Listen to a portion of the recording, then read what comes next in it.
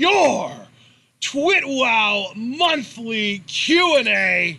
It is Q&A number 49, and in this video, we will be answering all of the questions that have been asked since our last Q&A, most of which have taken place in the month of July. We hope that you have all gotten your questions in. Those of you that haven't, if you missed out, you'll get other opportunities. You'll have plenty of opportunities to do that.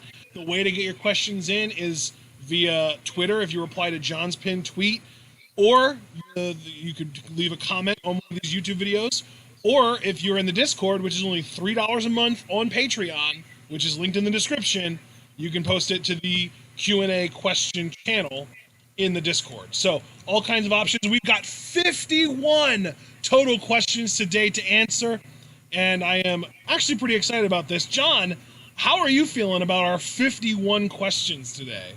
Always excited about what bundle of goodies our audience has sent us to answer. I'm expecting a lot of existential angst, a lot of laughter, and maybe even some tears if I have a field turn.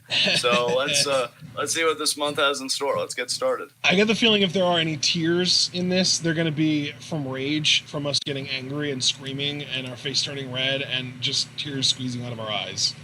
I'm trying to keep my rage under control, but you probably ain't wrong. Let's fucking do it. All right, let's get into our first set of questions from Noob & Co. First up, are you excited for the PlayStation 5, and what games are you looking forward to the most? No, and none of them. Pretty much same. Yeah. I mean, the thing is, I don't have a problem with PlayStation 5. I like PlayStation more than I like Xbox. I've just never really been that into PlayStation or Xbox. Like, it's one of those things where, like, you're asking me to choose between liver and tofu. Not a fan of either, but if I have to choose, I'll go with tofu. Yeah, and I've actually played PlayStation. I used to own a PS2 and stuff. It's just I've been, PC master race with Steam and everything. So, I haven't really given it much thought. Yeah. All right, so I guess we can move on. And by the way, before anyone asks this one, we'll give you this one for free. I think we're both more in favor of PC gaming and Nintendo gaming than Sony or Xbox, that kind of thing. Yeah, that seems fair. So, all right, let's move on to our second question from Noob & Co. What is the worst or best face/heel turn in wrestling? Do you want to do one of each, like a worst face, best face? That's kind of what I was. Yeah, that's kind of what I was thinking. Okay, well, I want to go first then. Sure. In my opinion, the best face turn in wrestling history is Hulk Hogan WrestleMania 18. Yeah, I actually that's really good. Since you came up with best face so well, and I'm kind of struggling with that one, I'll say best heel turn. I'll actually take the same matchup, The Rock, because The Rock did, I think, amazing with that heel turn. Yeah. Even though he still connected with people, I thought he did really well with it. And he got a great comeuppance, And I think that you can honestly say the same thing as far as the best face and best heel turn happening in the same match about Austin Hart at WrestleMania 13. Yeah, I'd agree with that too. So, I think the worst heel turn, and I'm only going to say it because I would say it counts because WWE seemed to be going with it, would be Becky Lynch after SummerSlam. Yes. Easily the worst because it was I would say the worst heel rejected. turn was Kevin Owens last year when he tried to become a heel to go after Kofi, and then they soon realized, no, this doesn't have any steam. Yeah, that's a great one, too. The only one that I can think of in recent memory that would be even close to that, but definitely not as bad as Becky's because, people were so behind her, and they were just no, fans aren't supporting her enough. I'll say the best face turn because I think that's the only one I really haven't answered or put something forward with. I would say Daniel Bryan going from no to slowly the yes movement, proving he's not the weak link against the Shield, and then getting the title shot. Yeah, that whole weak link storyline was amazing. Yeah, that was an amazing face turn for him. Pretty much made him the face of the company. So. Yeah. I'll also add, as far as worst heel turns go, Austin turning heel after WrestleMania 17. No one wanted to buy him as a heel. Nobody wanted to boo him. He was still fucking Stone Cold Steve Austin. Everyone loved him. Even he had buyer's remorse after the fact, so I think that's a great answer. Yeah. let's see. We did worst heel. We did. I think we did. Wait, did we ever do worst face turn? No. Let's do worst face turn. Worst face turn. I would say Alberto Del Rio. Yes. Yeah. 100 for yes. That's the easiest answer. That's honestly, in my opinion, the correct answer. Let's move on. Third and final question from Noob and Co. If the fans do return to arenas, which WWE superstar will get the biggest pop? If Becky wasn't on maternity leave, I would have said her, but I could see Sasha and Bayley getting massive pops. Daniel Bryan, I think, definitely. Daniel Bryan, I think, will get a massive pop. AJ. Here's a little bit of a black sheep of an answer. Okay. If we don't see him between now and then, Roman Reigns easily. Oh my, that's the correct answer right there. Definitely. Yeah. Definitely. Yeah. All right. Next up, we've got 3 questions from Alex Cage. First up, most underrated wrestling move and most overrated wrestling move.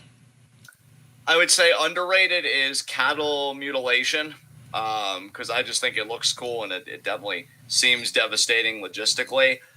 Overrated, I'm starting to think figure 4, honestly, with Charlotte and all that bullshit. So I think I'll just go with the figure 4. Yeah. What about you, bud? Yeah, I mean, that's the thing. It's all subjective. For me, overrated, I would say Suicide Dive. Because, like, fucking everyone does it. It's lost all meaning. Right. Underrated, though, I'm going to say...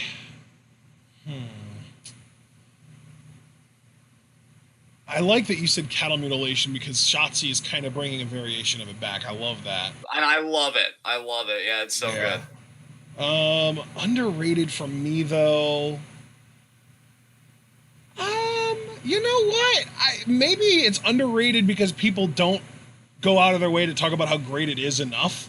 I'm going to say the RKO. Because, like, really just like a jumping cutter or any kind of, like, you know, cutter out of nowhere. Because, like, you got the RKO, you got the gun stun. And to me, the gun stun literally takes Carl Anderson from being boring and mediocre to a fucking amazing wrestler. One move makes that much of a difference for a guy like that. And, like...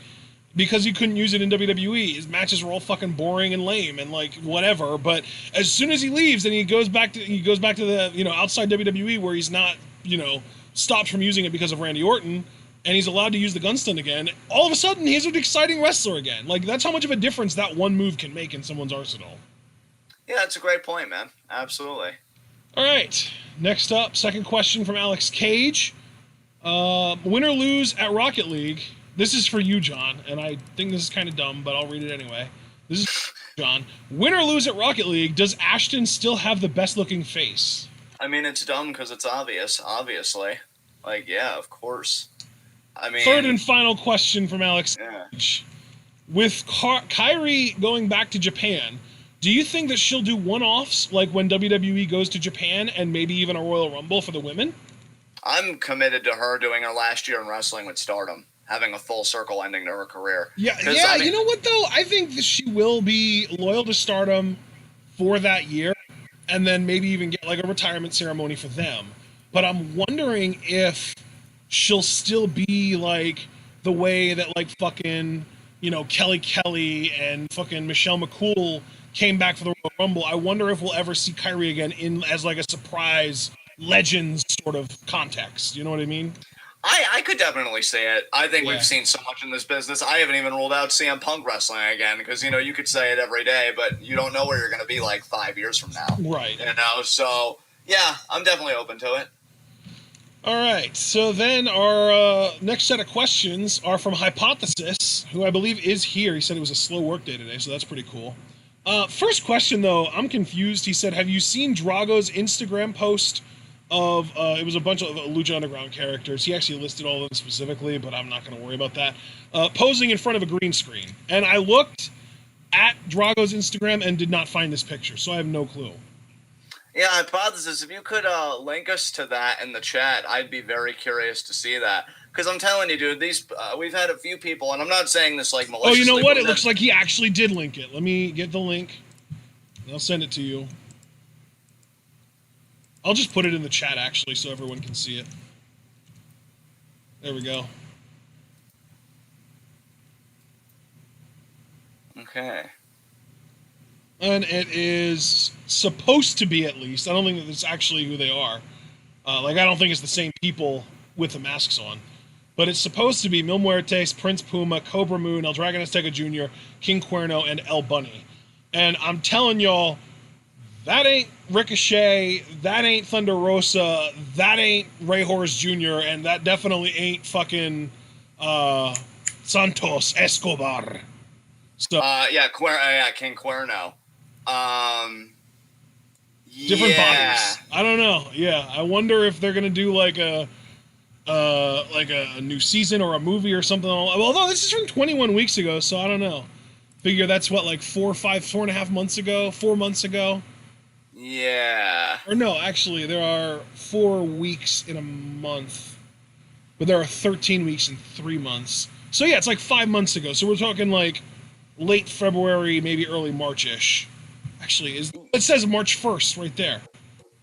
So yeah, I mean, the fact that it's March 1st means it's abso-fucking-lutely not Ricochet under the Prince Puma mask, unless it's an old picture, you know? Yeah. I don't know, man. Like, look, if LU were to get another run with the network that backed them, I mean, obviously I'm there. I think we'd pretty much do the same thing we did the first Hypothesis time. is even saying it was a throwback pick, so yeah, it's...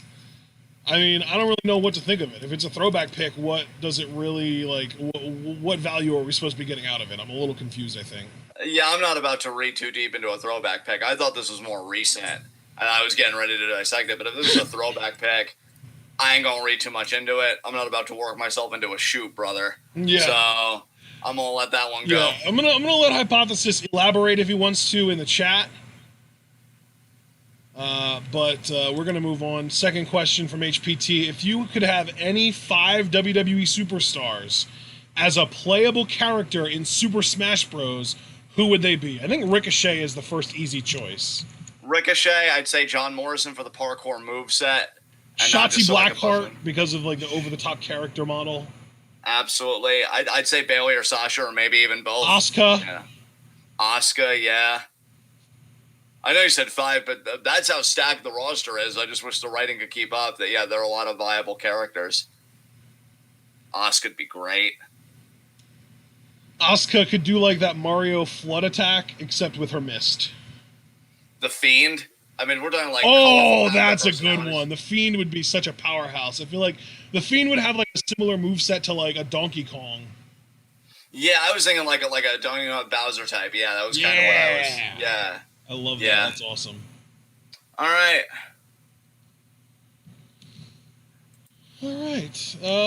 Next, third and final question from HPT. Imagine a faction, and this I think is just for you, John. Yeah, this is just for you. Imagine a faction comprising of Andrade, Angel Garza, Humberto Carrillo, Joaquin Wilde, Raul Mendoza, Santos Escobar, and Zelina Vega. That faction's name, LIA. And he wants you to estimate how much cream would enter your pants if that was a real thing. I mean, you figure you already got to factor in for some cream with Andrade and Santos Escobar.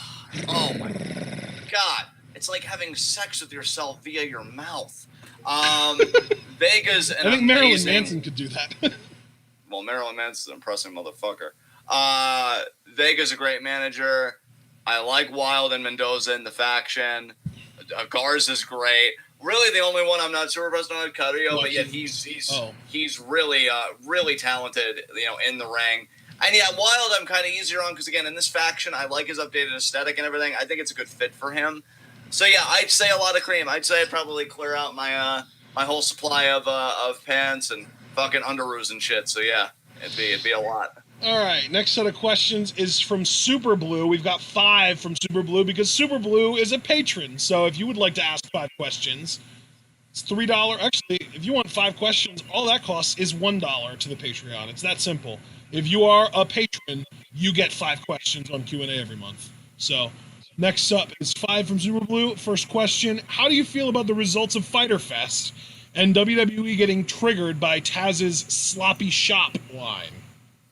I'll just go first to keep it succinct. I literally do not give one iota of a fuck about AEW. Like, honestly, for people that enjoy it, I think the more wrestling there is, it's better for the talent and better for the fans. it is just not for me. I just do not care. I do not care. Yeah. So I don't even know what happened on Fyter Fest. Well, why don't I pull it up? Yeah. Here we go. Fyter Fest 2020.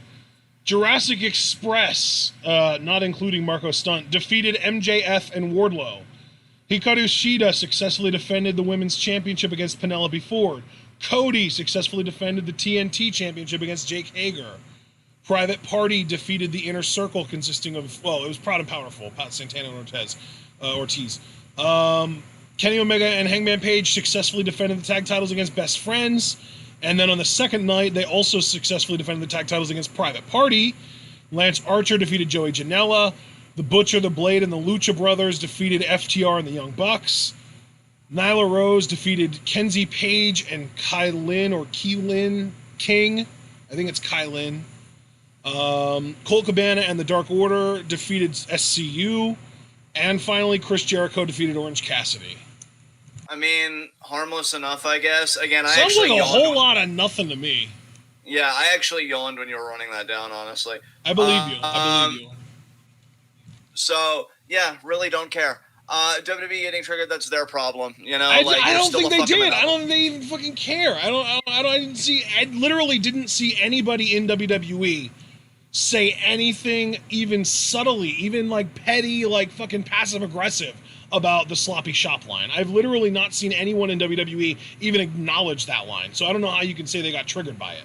It's been so little acknowledged that I didn't even know it was a thing. Like, that's how honestly, this feels like one of those questions where he anticipated WWE getting triggered by it and asked ahead of time, and then they just never did, and he never updated the question. Yeah, so next question. This one's just for you. Cut a promo on the U.S. getting banned from traveling to Europe and the people who thought heat would kill COVID. You know, again, it's not the flu, you know? And, I mean, I understand optimism, but this country, and especially the people with the power to affect all of us, are so scientifically illiterate that we've just been getting boned. And you know what? I'm going to say about the U.S. travel bans the same thing I said when even my more liberal friends were like, John, can you believe Russia interfered in our election? Yeah, how do those chickens feel now that they're coming home to roost? Is really how I feel. Because we want to act like, oh, immigrants are such a bad thing, and use words for refugees like swarm and this and that, dehumanizing them. And now people are like, oh, the U.S. is actually dangerous, actually, so you're not allowed in. And we're going to get all pouty about it because, well, we're the world police. I mean, fuck the police, especially the world police. And, you know, they're going to feel like, well, that's an indignity on us, which just shows the fucking narcissism of this country. Because if any country said that they were going to do things to us or about us that we routinely say about other nations, we would have military deployed like that. Yep. And yet we get so indignant when it's like, what? Venezuela said that we were a threat to democracy? How absurd. Or Canada is restricting travel from the U.S.? How absurd. Well, get the fuck over it. Like, this is your reckoning for decades upon decades upon decades of fucking with other people, thinking that you were immune from consequences. Well, consequences have come, and it's a fucking bitch. Deal with it. I don't, again, not to be that guy, but as far as, like, these fucking right-wing regimes, I don't care. They can all choke. They can honestly all choke, and I think it's fucking hilarious. Sure, I'm going down with the ship. I'm not stupid, but I think it's delicious, poetic irony. And it's been a long time coming for the U.S. Fuck the imperial core. And every country's going to do what it has to do to survive. And just to make sure that I'm unequivocally clear here, fuck all right-wing fascist regimes across the world, especially the U.S. So that's what I think about that. Next question. I love it. Next question from Super Blue. If you could have any TV, movie, anime, or book series to do a crossover event with Death Note, what would it be? With Death Note, huh? Oh, man, that's an interesting question, actually. Let me see here. Just trying to think. Do you have an answer to this? Because I don't want to hem and haw the whole time. I don't know. Maybe... You know what? I want juxtaposition, so I'm actually going to say Big Mouth. That would be insane. Yeah. Oh my god, Light Yagami just fucking writing names in there while they're getting it. and then they just stroke, and they think it's more of a vinegar variety, but it's not. Fucking hysterical, dude. Holy shit. God, I mean, my favorite movie's Whiplash, but that would be fucking weird. Like, what, is Fletcher just gonna kill everybody that's not, contributing to his band by writing them in the Death Note? Hey, just scribble it in there. Guess I won't be seeing you after class. Fuck. I mean, I guess maybe DBZ, because I would just love to see Light get fucking blasted, even by a villain. I mean, Team 4-Star kind of touched on that. And when they were doing the series of Cell game videos, they had Light Yagami challenge Cell, and then Cell just fucking key blasted his ass. So, yeah, I'd probably do that. So, I also kind of feel like if it crossed over with Big Mouth, Light would get, like, he would tell on himself a lot more for, like, the fucking naive child that he really is. He would be like, all these kids, they're all so sinful, you know what I mean? Like, he would be like all like offended by all this like innocent bullshit that's just happening to kids that fucking everyone experiences, and he would just be like, no, this can't stand. Yeah, no, I've watched Death Note, I think 2 full times. Light is repressed as fuck. Like, yeah, that bro, he needs to like fucking relax. So yeah, I love it. That's got to be my favorite answer to the whole thing. But yeah, I think, oh yeah, Dragon Ball Z is what I'll fucking go with. All right, next question is actually just for me. Why did New England wait this long to get Cam Newton, and who should be their starter when/if the season starts? I'm guessing they waited this long to get Cam Newton because he was asking for a lot more money than they thought he was worth, and only just when they signed him was he willing to like compromise, and his agent was willing to compromise and be like, yeah, sure, we'll sign for this little, but put all these incentives in there so that he can actually get paid when he beats out your guy and wins the starting job. As far as who the starter should be, probably Cam, but I don't know. They were sure ready to go into the season with Jarrett Stidham. Maybe they know something we don't, or maybe Jarrett Stidham just sucks and it's just going to be Cam. I don't know. I don't know enough about... The thing is, nobody knows about Jarrett Stidham except for the New England Patriots because they're the ones that see him practice. So, probably Cam, but I don't fucking know. Next question. What is the deal with NXT throwing people in the trash? Kushida, Robert Stone twice, Dakota Kai's push. They deserve better. I think Robert Stone's doing great right now, so I take umbrage with that as an example. Yeah. Kushida, that may not be NXT. I mean, maybe that has something to do with the pandemic. We don't fucking know. There's so much going. Maybe Kushida just kind of sucks. I don't know. Yeah, I mean, that could be. That very well could be. I mean, I low-key think he's kind of trash. But, I think in times as these, it's too reductionist to say that he's doing. Not to say that it isn't on the table. I'm just saying that there are other things on the table as well. So... I will say, though, the one thing about this that I am genuinely pissed off about is the fact that Dakota Kai cannot catch a fucking break.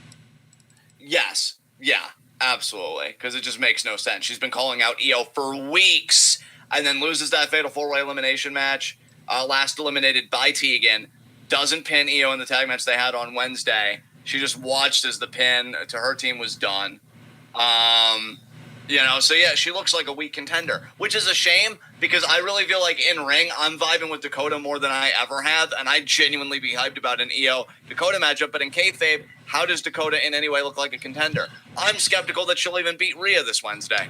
Like, I'm fully expecting Rhea to win that. Yeah, it's just it's fucked. It's fucked. So, yeah, that's all I really gotta say about that. All right, next set of questions are from Craig Skiff. First one is actually just for me. What is your opinion on Patrick Mahomes' 10-year, $450 million extension with the Chiefs? I think it's kind of fucking crazy that he agreed to it. I think that this is going to end up looking like a very team-friendly deal 6-7 years down the road, and then Mahomes might even end up in a situation where he's demanding an extension or a raise or something like that by the 9-year mark, maybe even 8-9 year mark. I think that it's pretty fucking great that KC was basically like, here, you can have whatever you want, but we are keeping you forever. And he was just like, here's what I want. And they were like, okay, you got it. Because the $45 million APY is insane. It's unheard of for now, but obviously we're going to end up getting more contracts like that at some point. And yeah, I mean, yeah, it's pretty amazing that like Patrick Mahomes had a quote unquote down year this year, and he was still like a top 5 quarterback and literally led the Chiefs to and won the Super Bowl. So yeah, if I was the Chiefs, I would want to sign him for the rest of his career. And if I was Patrick Mahomes, I'd be more than happy to take $450 million for the next 10 years. So I kind of get it.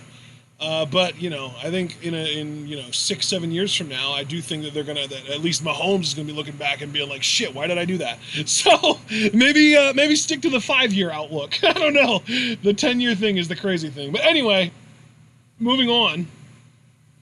This one's for both of us, John. What is the nastiest in-ring injury you have ever seen, either live at the arena or on TV?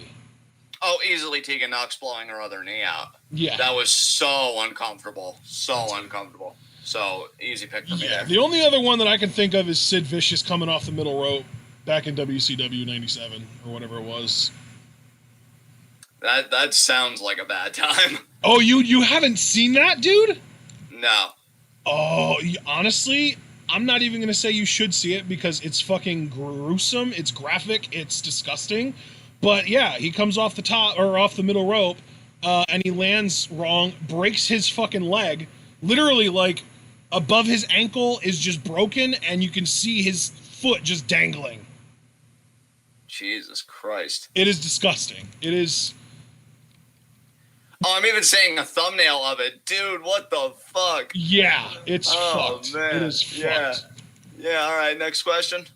Third question is also just for me. And this is Craig Skiff that we're answering here. Third question from Craig for me. What do you make of the steep price the Seahawks paid to get Jamal Adams? I thought that it was fucking stupid when the Bears traded 2 first-round picks to get Khalil Mack. I don't think it's as stupid that the Seahawks traded 2 first-round picks to get Jamal Adams, but I still think that they paid way too goddamn much. I would have been like, okay, maybe a first-round pick, maybe like a first and a third, might have been like somewhat reasonable. Then maybe you're getting like a good return on your investment. But 2 first-round picks, you're literally bargaining your future to be like, hey, we got to replace some guys that we haven't been able to replace, so let's just get a sure thing. And it's like people are trying to excuse this by being like, oh, the Seahawks suck at drafting in the first round, so why not just give away those first-round picks for a sure thing? And like, you're using one thing that they're bad at as an excuse for why another thing that they did that was bad isn't really that bad. But at the end of the day, maybe they should just fucking draft better, and then they wouldn't be having to trade away their first-round picks for sure things. So, yeah. I think, personally, and I'm probably the only person that sees this, or that thinks this, or at least one of the very few people that thinks this. But personally, I think that the entire Seahawks organization needs to get cleaned the fuck out. From the top down, all the way down to like Russell Wilson. He should be like the highest paid person in the building that sticks around. Like, to me, clear out the coaching staff, clear out the staff, fuck everybody there, get rid of all of them, keep your roster intact because the roster's relatively talented. Bring in like fucking Sashi Brown as your head coach. Bring in fucking, or as not as your head coach, as your GM.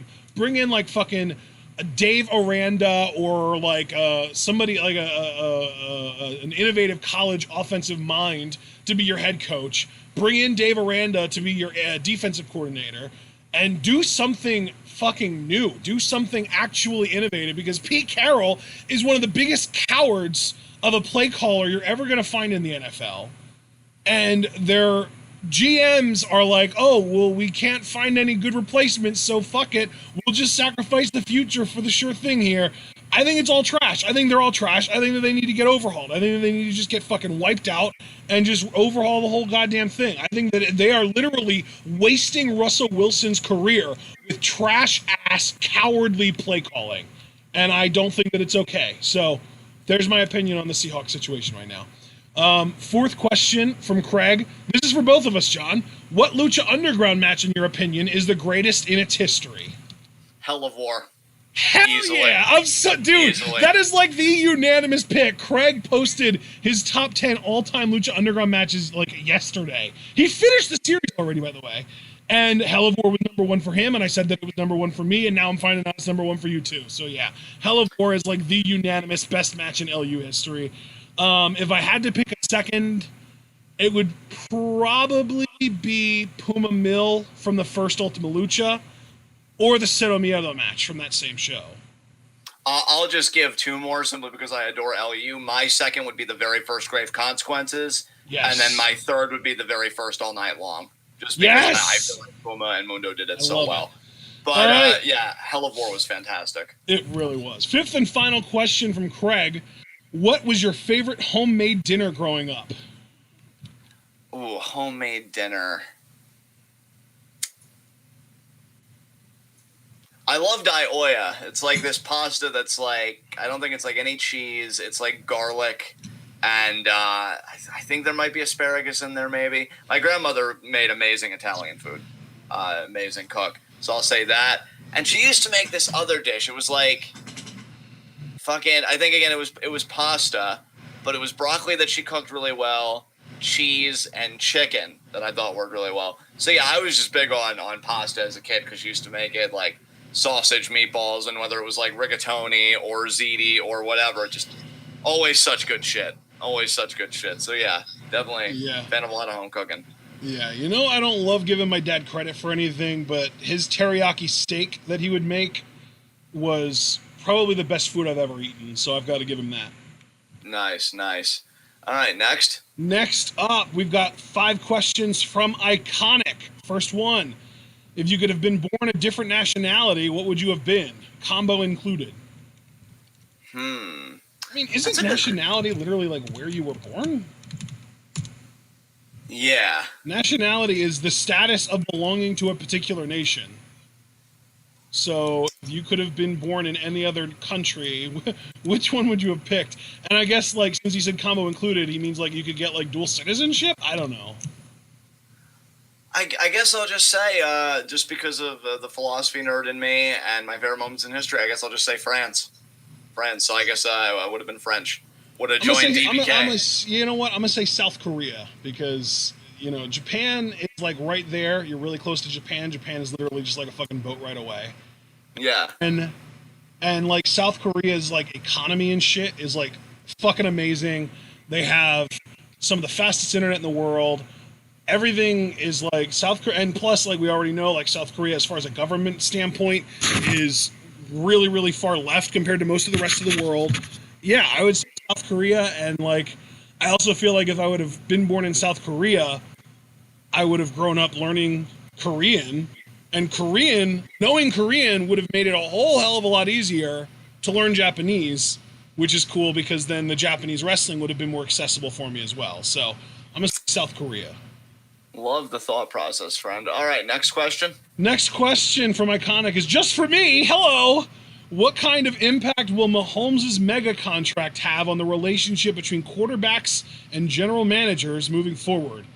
I think if I had to answer this with one word, it would be hostile. Because, like, Mahomes is like this 24-year-old kid who just won a Super Bowl with an amazing supporting cast, so it's not like you can say he did it himself. And then he just got paid more than any other quarterback in the history of the league by like $10 million per year. Because like I'm pretty sure the next highest paid quarterback in the NFL was I think it was Russell Wilson at $35 million a year, and then Mahomes got $45 million a year. So he basically just said fuck the market, or the Chiefs GM did. And now if like Aaron Rodgers or Drew Brees or you know, these other like more kind of up and coming young quarterbacks like a Carson Wentz or even fucking Dak Prescott, for example, or hell in 2 years, Lamar Jackson, when their contracts come up, those teams are fucked. Because those teams are basically going to have to look those guys in the eyes and say, you're not Patrick Mahomes, you're not as good as him, you're not worth the kind of money that he's making. And it's going to make a whole hell of a lot of tension between those quarterbacks and those GMs. I guarantee it. So I think that Mahomes, like low-key, this Mahomes deal might have not only been amazing for the Chiefs organization in the long term, but it might have been amazing for them on two different fronts, because not only now is it going to help them as far as just having the best quarterback in the league locked down for a decade, but also it's going to psych out the rest of the league. Like, if you have a good quarterback, they're going to want to get that money. They're going to want to get paid too. And, like, if they don't get it, they're probably going to hold out, or they're going to, like, demand a trade or some shit like that. Yeah, like, the Chiefs are playing four-dimensional chess over here. They're like, we've got our guy. If you guys don't think that your guy's as good as our guy, you don't have to pay him, but he might not be happy about that. So, yeah, I think it's kind of hilarious, honestly, to think about. But yeah, what kind of impact will it have? It will have a very hostile impact. It will make those relationships very tense moving forward, I think. So, third question from Iconic: what if you could cut the WWE annual pay-per-views in half? Which would you keep? Okay, so you figure. Should we just do an average of like a pay-per-view per month for 12 pay-per-views a year? Or how high should we make it so that I know a cutoff? He literally said you're cutting the pay-per-views in half. Well, yeah, that's what I'm saying. But how many pay-per-views do we get right now so that I know? Oh! Yeah, let's just say that there are 12 for now. Okay, so yeah, 6. WrestleMania. 1. Royal Rumble. 2. SummerSlam. 3. Money in the Bank. 4. Survivor Series, but we'd have to revamp it. 5. And Evolution. So just before I was going to say, before you move on, I just want to say, we've got January. We could use something between the Royal Rumble and WrestleMania, but I don't know if you really like that idea. But we've got late January, early April, July, August, and November. Okay. So if we're going to do anything, you most likely want it to be, and really, I shouldn't even say July, because Money in the Bank is really, you could do that anytime between WrestleMania and SummerSlam. So if you want to put it like smack dab in the middle to kind of have a more even amount of time in between pay-per-views, you could do that. So really, whatever other pay-per-view you would want to do, the two most likely times that would go are either between Rumble and Mania or between SummerSlam and Survivor Series. Okay, we'll do between Rumble and Mania. Wait, were you about to say Evolution though? I was about to say Evolution. Well, that already, last time that happened, it already happened between SummerSlam and Survivor Series, so we could do that. Okay, yeah. Because I'm pretty sure that it was in October. Because you know what? Like, if the TV's going to get better, yeah, build up like fucking WrestleMania. Don't have a fucking palate cleanser beforehand. Make them want it. Really want it. So yeah, Evolution, because I think the women deserve something. So that's my 6. I have a really weird answer to this that you might hate, but I kind of love. Okay. So the answer, or the question is, if you could cut the WWE annual pay-per-views in half, which will you keep? And my answer is all of them at half the length. Okay. So normal filler pay-per-views are running between an hour and a half to 2 hours.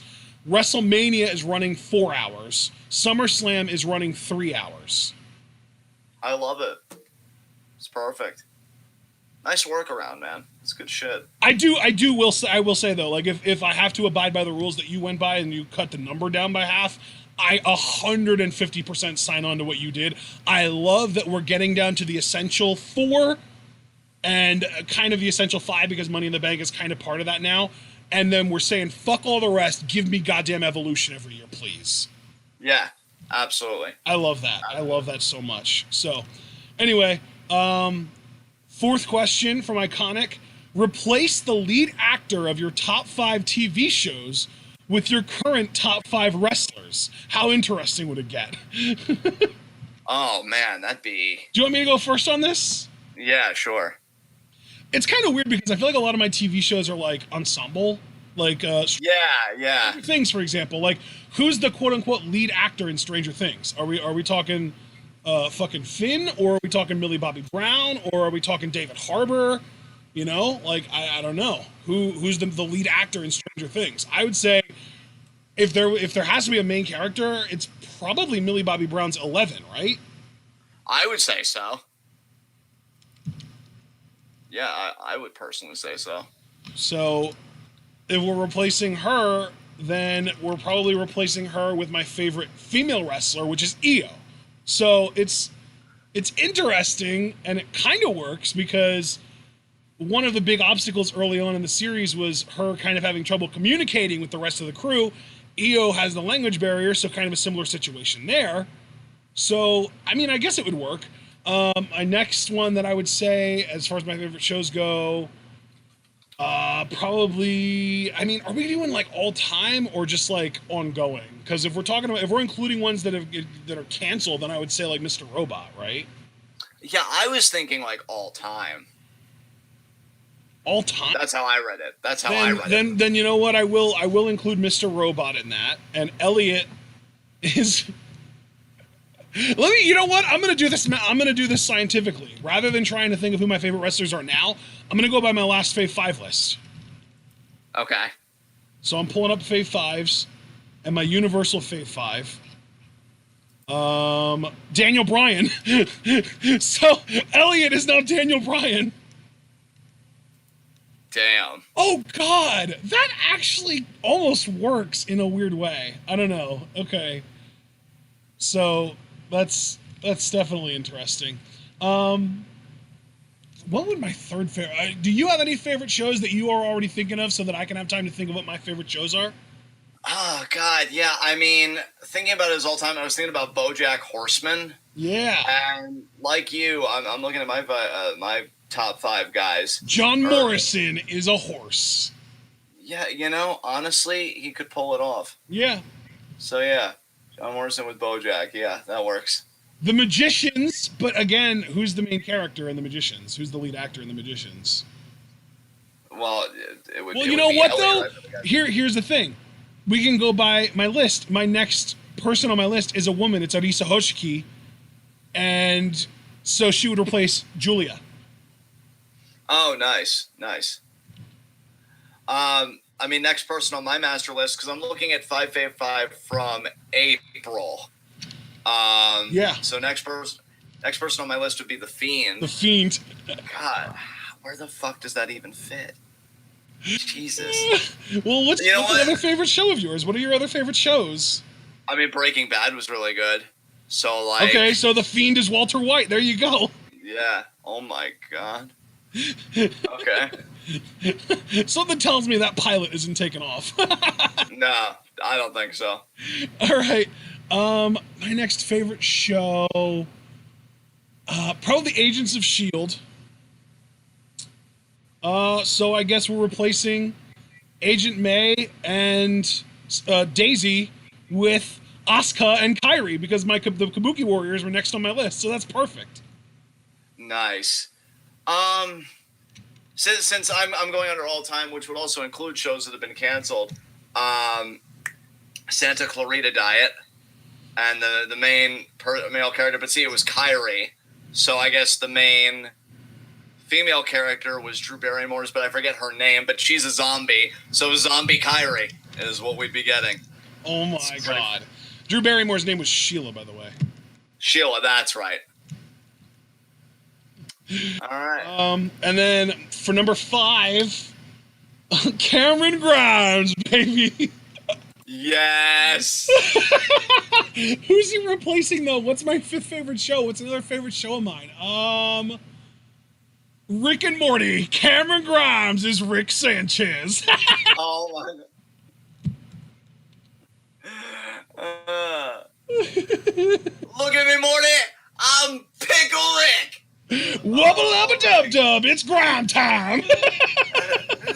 I'm a pickle to the moon. Oh my God.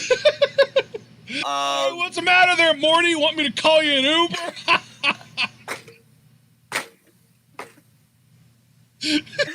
Life's a fucking meme. I don't think that's actually one of my top 5 favorite shows ever, but just for now, we're just going with it. What do you have left? I'm trying to think, because you and I have watched so many shows together. Yeah. I mean, I love Jessica Jones. You know, that's one of my favorite Marvel shows. But you know what, though? Rewatching some clips, I really loved Punisher, which would be perfect because Ishii is like my number 4. So Ishii is Frank Castle. It fits. It does. It really does. Although I will say, I can't help but feel like Ishii would have a little bit more trouble seeing over certain obstacles because he's like 5'4", 5'5". That's true. That's true. I want to see how tall is John Bernthal. Yeah, John. Okay, he's 5'11", so he's not super duper tall, but I don't know. There's a difference there. But still, though, I love that Ishii is literally still just a killer in your world. Yes, absolutely. It's perfect. And then you had Zach. Who's Zach replacing in what show? Oh God, see, yeah, I was just thinking about that.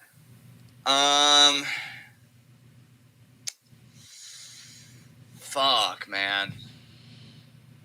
What was that? What was that show that you told me about that you loved so much? That was like a Wentworth. Could you? Oh yeah, I don't know though what main. Because isn't Wentworth like an all women's prison too? So yeah. Okay, what about what's that other show that you've been watching more recently that you just got caught up on? I forget what it's called. Oh, we did Better Call Saul, but I think you're thinking really recently. Yeah, like with Better Call Saul's really good too. I think literally like just last Saturday you told me that you got completely caught up on it, I want to say. I mean, maybe you're thinking The Challenge too, because I did tell you we finished. Oh, that, you know what, that is what I was thinking. That's obviously not going to be on your list though. Yeah. What was another show though that you were watching recently? Ozark. Oh yeah, Ozark works. Oh God, Zack Sabre Jr. embezzling money. Yeah, he is a works. dick. It works. Yeah. Okay. All right, let's move on to our next question. What is it? Our fourth? No, it's our fifth. Fifth and final question from Iconic. Why are we still here? Just to suffer? Yes. Unequivocally, yes.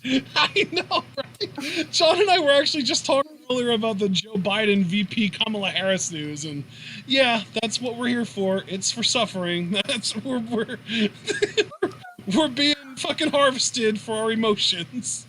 Ooh, it hurts so good. All right. Next question is a one and alone standalone question from Stella. For both, and she actually added for both, and it's a bit of a frustrating one. Why is cyberbullying? Do you know, like, this may seem like an insane answer, but, okay, it would be easy to say that people are dicks or that there are people that have low empathy, and I'm sure there's truth to, like, all that, but I almost have to wonder, again, we go back to the internet with this kind of veiled promise of anonymity. But also, I think more holistically, I would have to think it's probably cathartic for a lot of people. Like I think about the South Park episode when they did Gerald as yes, you know, and Gerald's explanation, even though it was like a comedy and stuff, I think there was some truth to it. Look, he goes to a job. He's a lawyer. He builds up a lot of steam because to uphold the social contract, at least you used to have like social niceties and this and that. But you know, a lot of people piss you off, and a lot of things piss you off, and I think we look to take it out on what's in the closest proximity to us. And because of the internet, that's always going to be some bystander. I honestly feel like a lot of that energy is just because of the structures we're forced to live in. The malaise of 9 to 5, fucking crumbling infrastructure, wealth inequality. I have to wonder how much cyberbullying would really be a problem if we just had a better society with like housing security. And I mean, you guys know all the elements. We've gone over them 1,000 fucking times. If we just had a better society, I wonder if people would have better paths to catharsis than cyberbullying, because I would not be surprised, unironically, if cyberbullying was a coping mechanism for people, because I know a lot of unhealthy coping mechanisms. I was just talking to a friend the other night that like drinking is their coping mechanism. I would not be surprised. That's the thing, yeah. Like, I think that we I thought at least that we kind of had reached a point that we kind of realized that bullying in general is the result of mental health issues, and not like, oh, this person's crazy or anything stupid like that. No, literally just like, if you're depressed, if you are being treated poorly in your own home, if you feel like you are being oppressed, if you have anxiety, all of that shit can lead to people finding ways to vent, and one such way is bullying. It's shit that happens to children, for fuck's sake. Yeah, exactly. Exactly. Like, how many times have we heard the story of the kid who was a bully, and then they bring in the parents, and it turns out that one of the parents is a fucking bully too, and they treat the kid like shit. Yeah. Like, it's literally, like, it's not literally genetic, but it seems genetic because it gets passed down generation to generation, and probably has been for hundreds, if not thousands of years. Yeah, and here's the thing, too, because I feel like I don't say this enough, and I just always want to be clear on my positions. Yes, healthcare should be universal, mental health and disability. We've talked about that a lot on the podcast. I'm not walking that back, but I think also with greater accessibility should come greater scrutiny. We need to know that people are being paired with quality therapists, because I've heard a lot of horror stories, too, you know? Not every therapist is a good one, and, you know, that's concerning, too. And there have even been people saying, like, with the whole defund the police movement, or even those that go even further and call for full-blown abolition, of which I'm more in that group, saying that, well, you can't just treat social workers as a panacea, because social workers can be shit too. So I think we need better vetting processes, but as long as we have those in place, yeah, universal health care goes a hell of a long of a fucking way, like big time. You know, I feel bad for the friends that want to go to therapy, and they're like, I can't afford it. And then I try and recommend them to a site that my therapist recommended to me, which if you guys are interested, it's called OpenPath. If you put in your zip code, you can get a match with discounted rates in your area with a therapist that could offer you care. But, you know, again, that doesn't necessarily ensure quality at the same time. I you know, if we put more money in our, like, health infrastructure rather than ballooning the military all the fucking time, maybe we could have greater accessibility and do proper vetting so that it's like quality control. But no, let's just get the new shinier tank. Jesus Christ. So, yeah. Yeah, I think at the end of the day, bullying is a combination of venting and I don't know. It's like, I don't know. It might literally just be fucking venting. Like, literally just people feel like they have all this pent up shit and they just have to take it out on something, and they don't know a healthy way to release that. So bullying is just what they resort to, you know? And can I just say too, and you know, because I am a believer on a certain level, obviously, of personal agency and responsibility. I'm not saying that that's completely non-existent. However, we have to also see that a lot of people are the victim of, like, a mass messaging campaign that's been going on for decades. And what I mean by that is when you look at the partisanship in this country, like, oh, all lefties are crazy commies that want to erect gulags, and even me, like, all conservatives are, like, you know, racist and that. I've worked with a broad brush when I'm frustrated. Like, especially on the leftist side, though, I have to say, that comes from governments like the Reagan administration, like Nixon, like, making these campaigns, pigeonholing any position that was antithetical to their own as fundamentally dangerous to American interests. So you're going to have people hostile not only about their own lives, but they're like, my life is already precarious enough. I don't need these factions that claim that for the betterment of things fucking my life up. So I think also people don't really know who their actual enemy is. And that's what I would say is, like, a big part of, like, racism and this and that is, like, you want to be reductionist and say the Jew, the Muslim, the immigrant, but if you actually turn your gaze 90 degrees, oh, what's that? That's fucking Amazon, Microsoft, the government, you know? Those are the things that you should be, like, hostile against. Not, you know, just a whole generalized group. So, yeah, I just think it's a lot, man. It's a lot. Yeah. All right, our next set of questions, we've got 3 from Cliff, or TPA Cliff here on YouTube. First up, has Jericho literally lost his goddamn mind this past month or so? No, he's playing a character. Yeah, I'd say he's playing a character. It's just that people don't really. I mean, I'm projecting here because obviously AEW has fans, and there are people that are fans of hating on AEW. I'm just apathetic. But you know, there is a segment of people that don't care, and that I think are trying to make it seem like he's lost his mind. But Jericho doesn't care about that. I will also say, though, we've got to remember, how many months ago was it that Jericho had people on his podcast that were, like, quote-unquote coronavirus truthers, like people that were basically spouting this idea, and I think he even said it on his Instagram as well, that it wasn't that big of a deal and shit like that. So, yeah, if Jericho's lost his mind, it didn't happen in the last month. It happened a while ago. That is true. That is true. So my answer to this question is simultaneously yes and no. It's like, no, he hasn't lost his mind in the sense that now he's talking about ratings like they're all that matters and he's fucking weird about it. But also, yes, he lost his mind. But also, no, it wasn't in the last month. It was a long time ago because he's a fucking jackass. Yeah, pretty much co-sign. Second question from Cliff. Do you think that Evil and Sonata will one day main event a Wrestle Kingdom? Not against each other and not Evil as an individual. Then again, I thought he'd never be world champion either. But Sonata is definitely a future Wrestle Kingdom main eventer to me if New Japan has the good sense that I believe that they do. So, you know yes what? To Sonata, no to Evil. I want to agree with you and say Evil isn't a Wrestle Kingdom main event worthy talent. But Evil also, in my mind, isn't a double champion worthy talent. And New Japan just said, well, fuck that. We think he is. So maybe fuck that. We think he is a Wrestle Kingdom main event worthy talent.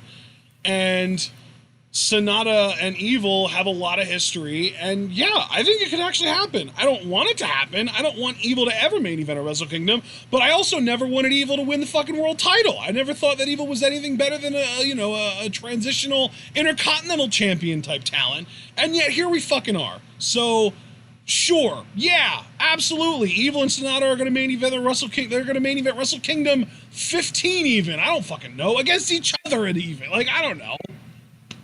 Yeah, I love how exasperated you got at the very end. That's how I feel. It's like New Japan's just like, I know you have an expectation. And I know that you're trying to hold us up to a certain degree of prestige and credibility. But, like, fuck that. Who even knows, man? Who even knows? Next question from Cliff. Third and final question from Cliff is just for you, John. How does it feel having accomplished what you set out to do in being a representative for disability in philosophy? Feels fucking great, man. Particularly in the Stone, I had hustled for that for 7 years. My first editorial with them, my first attempt, really, to put it more pointedly, was like, I want to say April 13th of 2013, somewhere around there. And to know that, like, I think every year after that, at the very least, I submitted one editorial a year, and I just kept going for it. Like, just to be in that space alone was mind-blowing. But then to know that it's been in syndication a decade, and to know that, like, my friends would talk about how ableist it was because it wasn't including our voices, and when other philosophers talk about disability, it'd be fucking gross. Like, they had a philosopher on there more or less argue that cognitively disabled people can't be raped. And it's like, it's fucking obscene. And I waited for weeks after that piece. I'm like, a response is going to come, right? Because that was just disgusting. One never came. So to know that I was one half of a team, because the person I worked with is one of the nicest, most brilliant people. Like, I'm floored that we even work together, and we're working together again currently. We're doing something. But that we made history together. Like, that's the thing, too. Like, at the risk of sounding like a complete egomaniacal jackass, the idea that, like, I'm an autodidact, have been for 8 years, didn't think anybody would fucking read me because, where do you go if you don't have the accreditation? Where do you go if you don't have the resources that everybody else has got?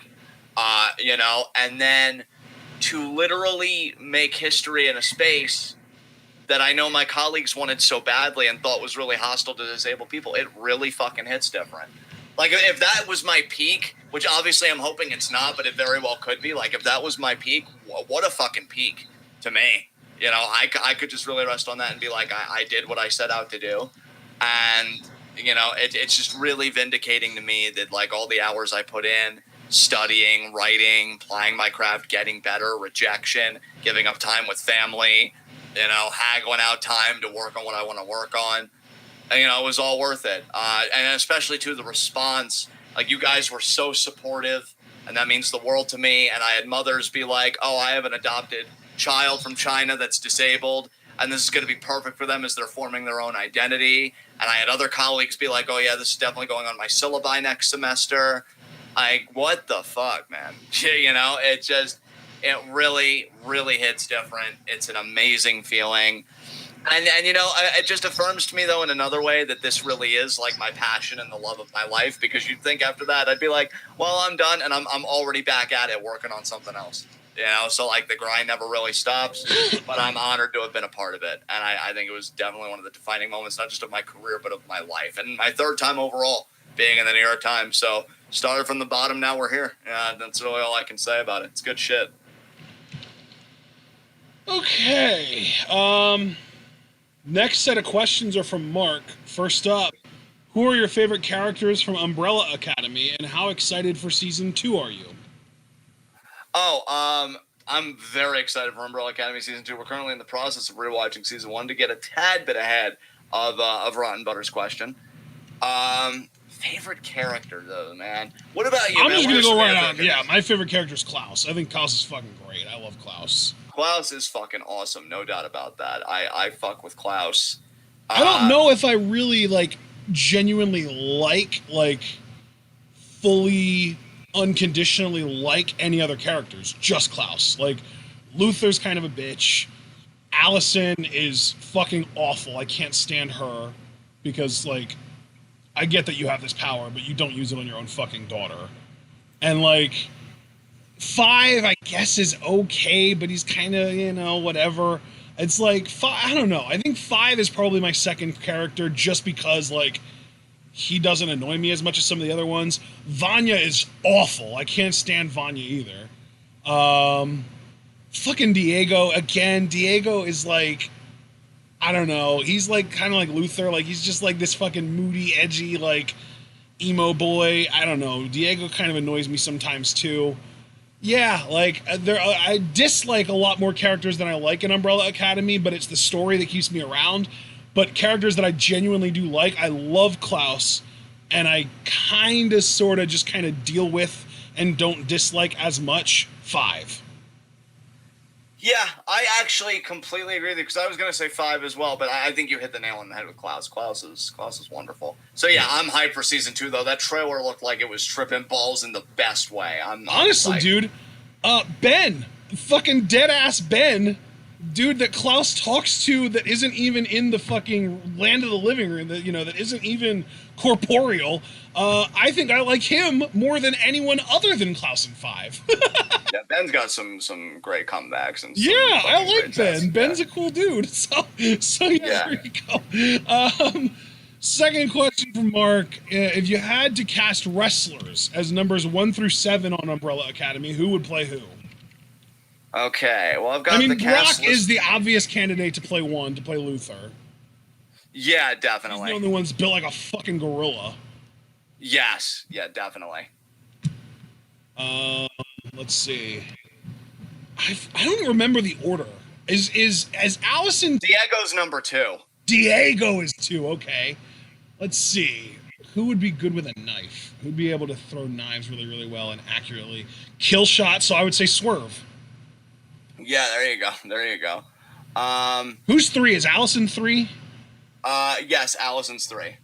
Who's really persuasive? I don't want to do a gender bend here, otherwise I could say Paul Heyman. Yeah, really.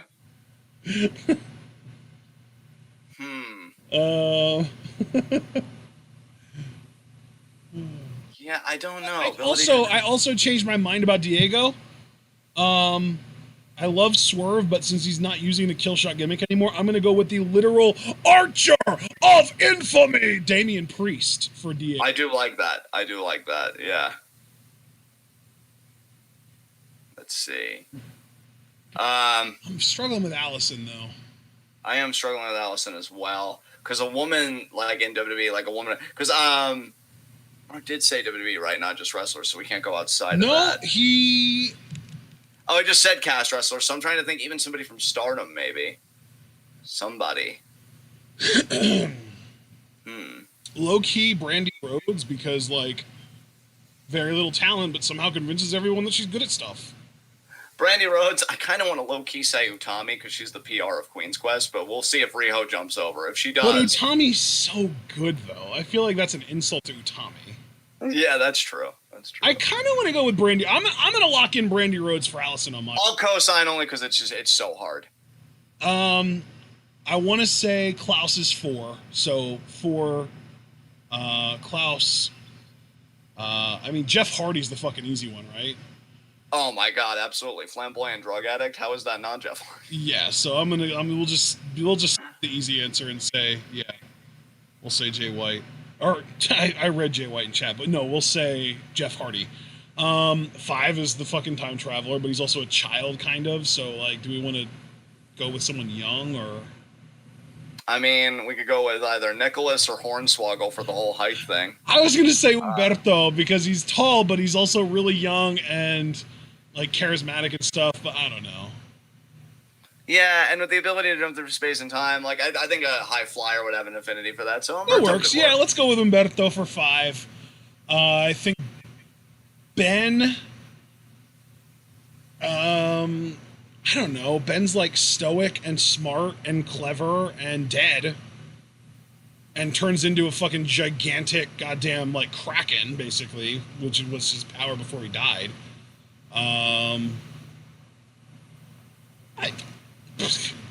Fuck if I know. I don't know.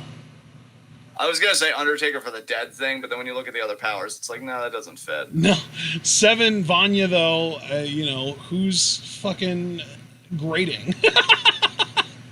Vicky Guerrero, but she's not necessarily a wrestler. No, you're right, though. That would be a decent option. Is anyone like that now, though? I don't know. I mean, Charlotte's kind of grating.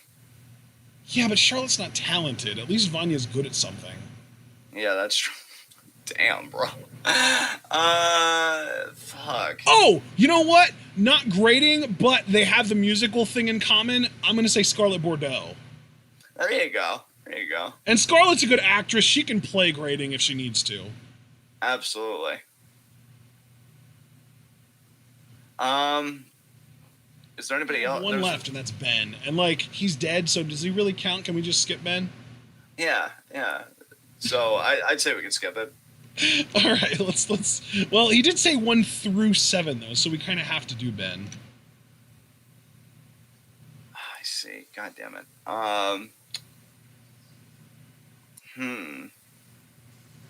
Who is a really nice guy, who's smart and clever, and poised, that can just turn into a fucking monster at the snap of a finger, at the drop of a hat. Really smart, nice, and poised. Turn into a monster at a drop of a hat. Sounds like Festus, but no, not him. Yeah. Although, yeah, actually, that's not even fair either, because Festus' character was never smart, so that doesn't work either. Mark said we're skipping it. Let's move on to our next question from Mark. This is just for you, John. Since she has officially left WWE, please take a moment to air out any and all feelings you'd like to air out about Kyrie leaving. You know, I mean, I wish WWE would have used her better on the whole, especially on her main roster run. But I think all that bitterness and negativity, when there's so much more to be bitter and negative about, I'm just going to leave that aside. And I'm just going to say, look, don't be sad that it's over. Be glad that it happened. And the fact that Kyrie's leaving because she found love in her life, I think is one of the most beautiful reasons to leave something that I know she loves. And I'm just glad that she got to ply her craft whenever she was given the opportunity to in front of an American audience. And even with how constricted she seemed to be, I mean, the outpouring of love and support from fans to Kyrie in the U.S. has been insane. So I'd say she left a mark. Kyrie's the type that leaves an indelible impression wherever she goes. Yep. And I'm immensely proud of her for what she accomplished. And I could, whine and moan about what she didn't accomplish. But I see how loved she is for what she did accomplish.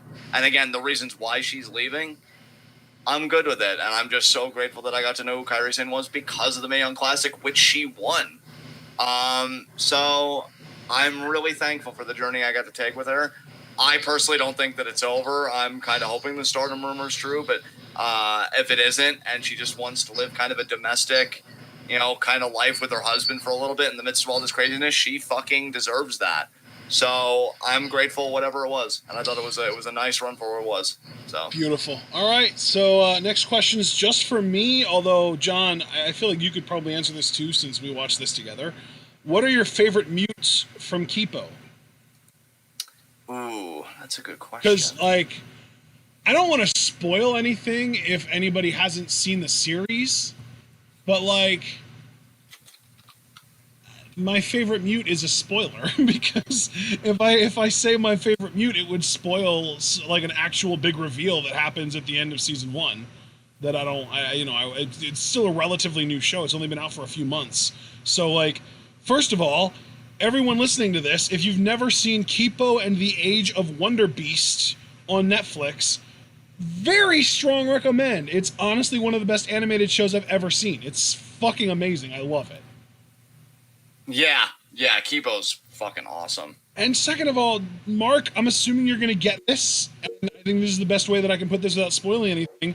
My favorite mute is the Jaguar, and I hope that you just get what I mean. That's the Mega Jaguar, actually, the Mega Jaguar.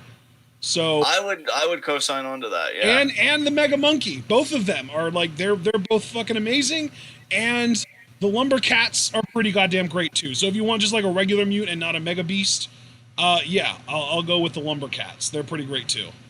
I loved, without giving too much away, at least I hope, I loved how the Mega Bunnies narratively were employed. I was a big fan of Mega Bunnies. Yes, as well, the Mega Bunnies were great too.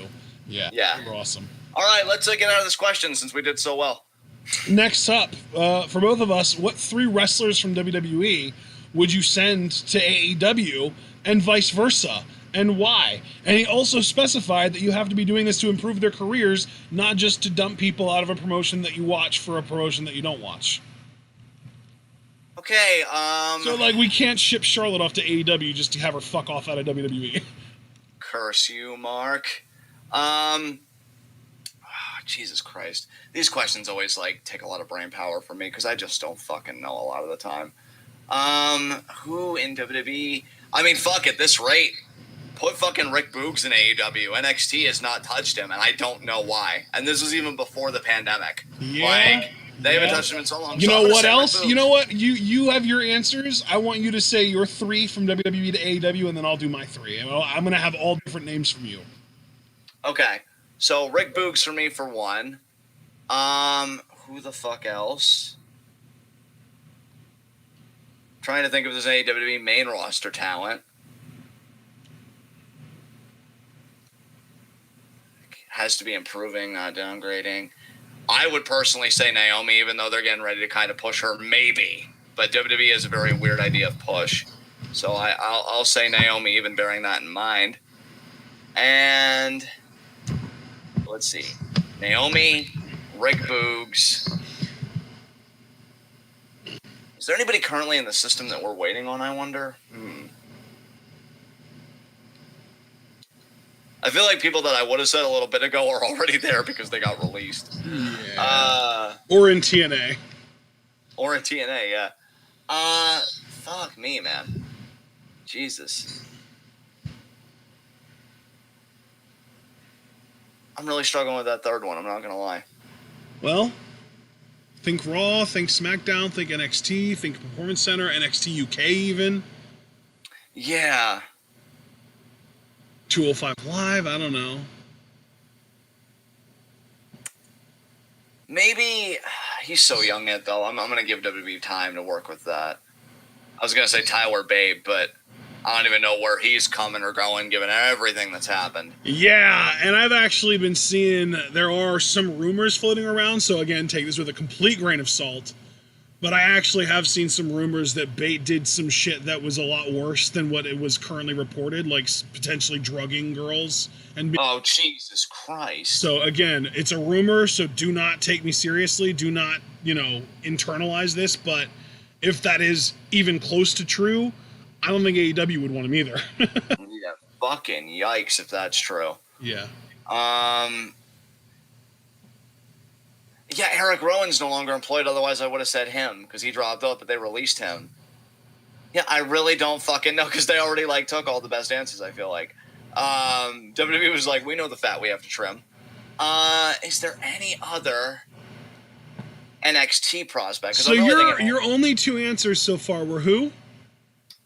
Fucking Rick Boogs. Rick Boogs and Naomi, right?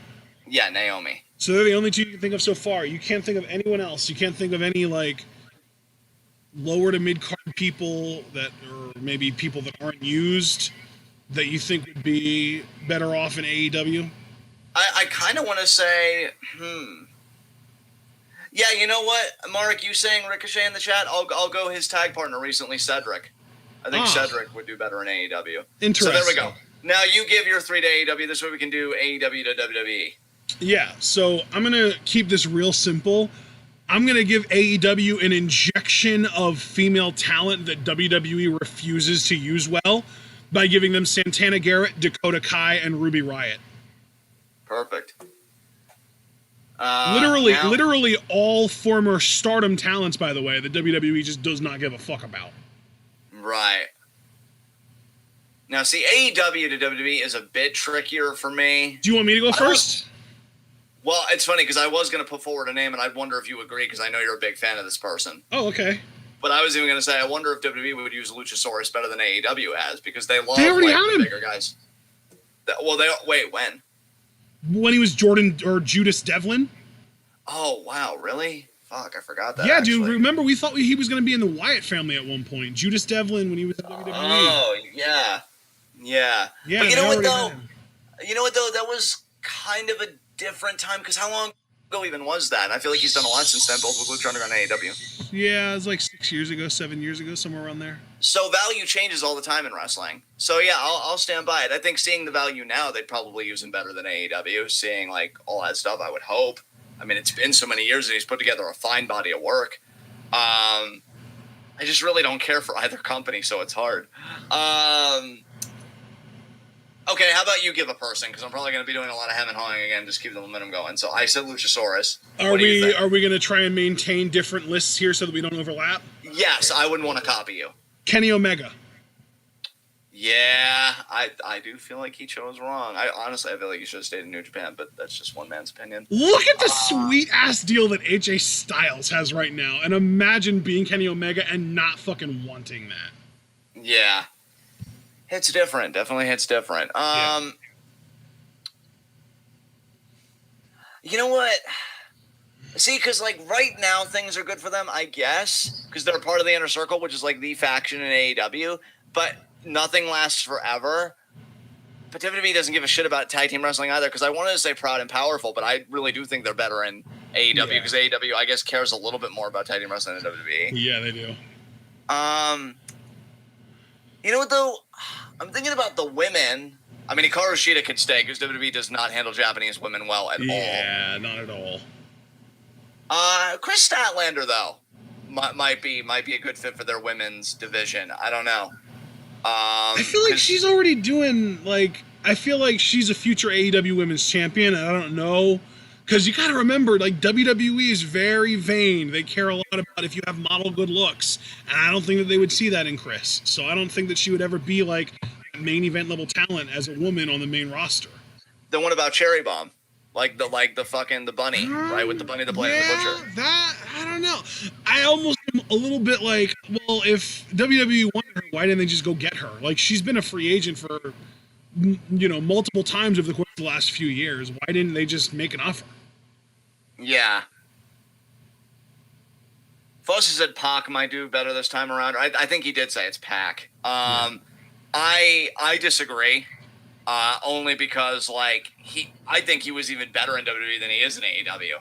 So I would want to send him back just because I feel like they presented him better than AEW. I just really haven't been that into him, which is a shame because the dude's a freak.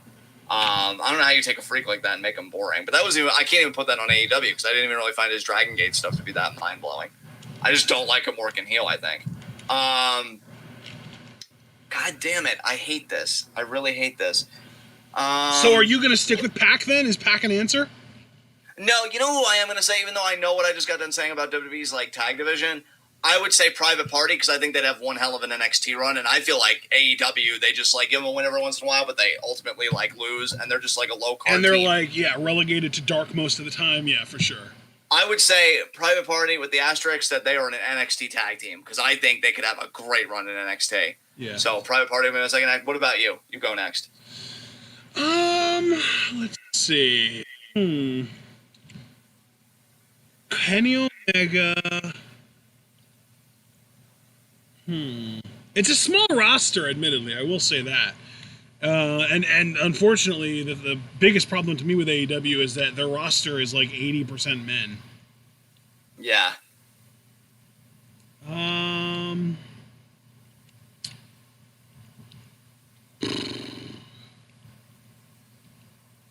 also, you know what?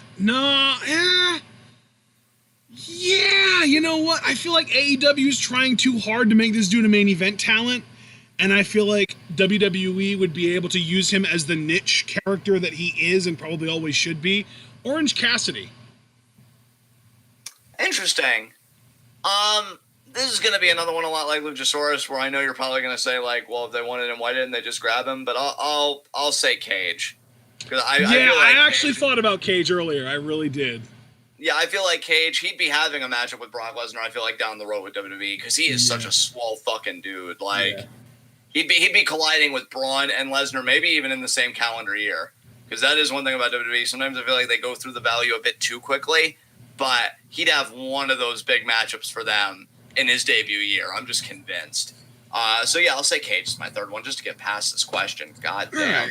And this harkens back to, do you remember when Sin Cara, like the original Sin Cara, first debuted in WWE, and he was doing shit that nobody else in the U.S. that doesn't pay attention to AAA and Mexican wrestling had ever seen before, and he was doing high-flying shit, and he was getting more over than literally anyone, and WWE was like, okay, we can't have this, we've got to cool down this guy's push. Yeah. Phoenix. Ooh, I like that. There aren't any prominent masked wrestlers in the WWE right now. It's Ray and basically a bunch of nobody. Like, don't get me wrong, Lucha House Party is a thing, but Lucha House Party might as well be nobody in WWE kayfabe, because they're, like, obviously Grand Metalik getting an IC title match this week, but that was fucking out of nowhere. Kalisto hasn't really been doing shit, you know. Metalik and Dorado haven't really been doing much. Metalik's getting this random title shot that he's going to lose and then fade back into catering. Phoenix, you bring this dude in and you immediately put him on the main roster and just let him do lucha shit with Carrillo and Garza and Andrade and Ray, and suddenly you have your next Mexican star, and you didn't even have to fucking work for it because Lucha Underground and AAA did all the goddamn work for you. Exactly. So, in my universe, we are sending Dakota Kai, Santana Garrett, and Ruby Riott over to AEW in exchange for Kenny Omega, Orange Cassidy, and Phoenix. And do you remember your universe, or do you just want to not go through it? Not go through it. Let's just move on. Okay. Next up on Mark's... oh, no, actually, that was the last Mark question. So now we've got Rotten Butter. Let's talk about Rotten Butter's first question. Which, I'm gonna pronounce this as best I can, because he typed gibberish here. Oi voivenwofi your biological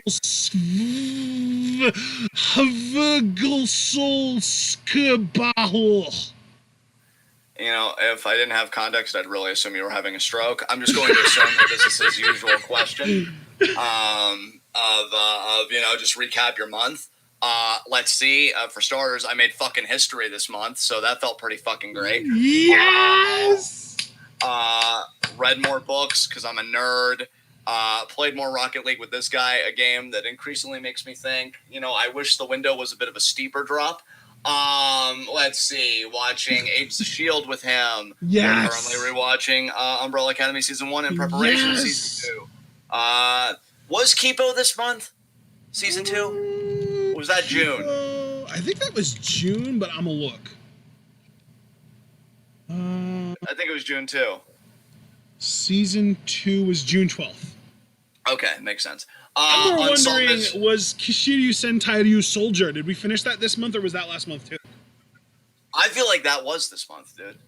Like early this month, I think. So yeah, that's a good point, because we did that.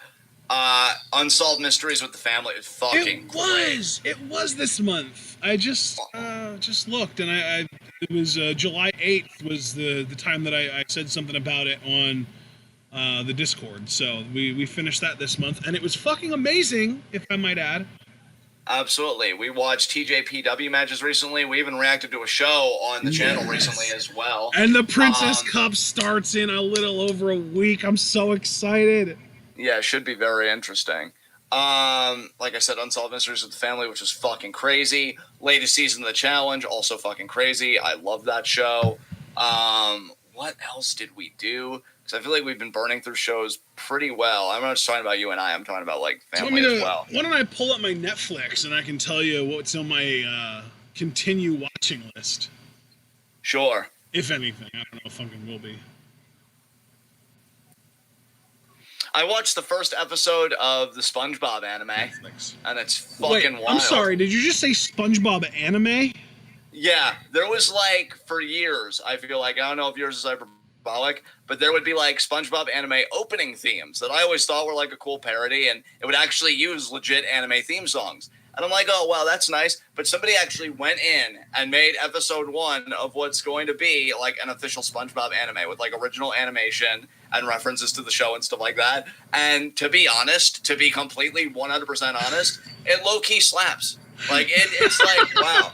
Like I love the way great. you put that.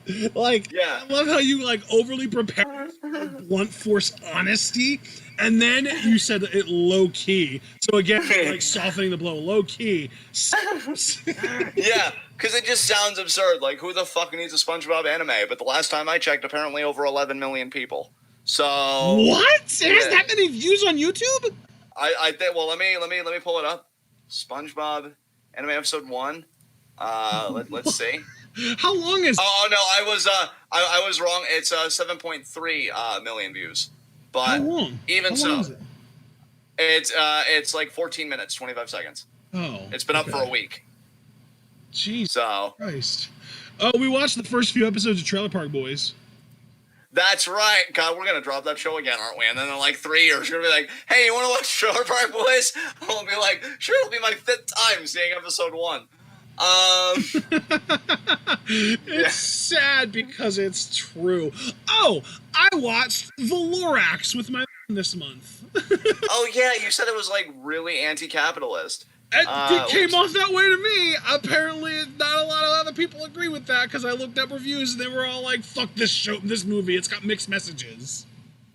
Yeah, I could say on the music front, Every Hour Kills came out with a new song this month, which I was fucking stoked for because they're like one of my favorite people on the playlist. I don't like play that often, but when I do, it's just so good.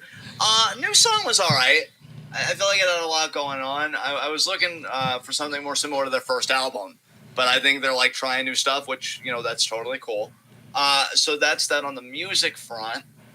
Did some hiking. Still been going through my name change, which that was cool. Got some of that stuff done this month. That felt really good. So yeah, this month was pretty productive. Had some low ebbs, but you know that's to be expected. And yeah, it's been a fun month. Do you have anything you want to add on your end, bro? Well, I did kind of my obsession with Power Rangers phase that I was going through kind of faded away this month. But at least early on in the month, I got through all of Mighty Morphin, Alien, and then like the first 10 episodes of Zeo, and then I just kind of puttered out. Let's see. What else did I watch this month? I love being able to just go back and see, but then like there's also all kinds of other bullshit, so it's kind of hard to say. Yeah. I watched Big Daddy again. Like, I'm more of a rewatcher than a first-time watcher. Y'all already know that. What did we watch? Didn't we? You know what? We have a watch list. Didn't we just recently watch it? Bumblebee! We watched Bumblebee, and it was fucking great. Yeah, it was. That was actually a lot better than I thought it had any right to be. That was a really good movie. I enjoyed the hell out of that. God, I feel like... Oh, my mom and I also went back and watched Project Almanac. It was her first time seeing it. My second. Loved it. It was great. It's a time travel movie, but it's not like Avengers, like MCU time travel, where when you time travel, you're traveling actually to a different universe in the multiverse, just to a different time in it. And then when you come back, nothing's going to be changed because you didn't actually change anything in your own universe. It's the opposite. It's like the fucking Back to the Future, where if you go back and change something, that changes your future too. So it's like, and if you see yourself in the past, you can get stuck in a time loop and get disappeared. You can literally get erased from the timeline. So it's a really cool movie. I really enjoyed it. It was a lot of fun. I know John loved it too when we watched it together. Absolutely, yeah. Great time. I've been watching a lot of Lucha Underground this month, but not as much as Craig, because Craig watched the entire series in 17 days. Yeah, that's insane. Proud of you, Craig.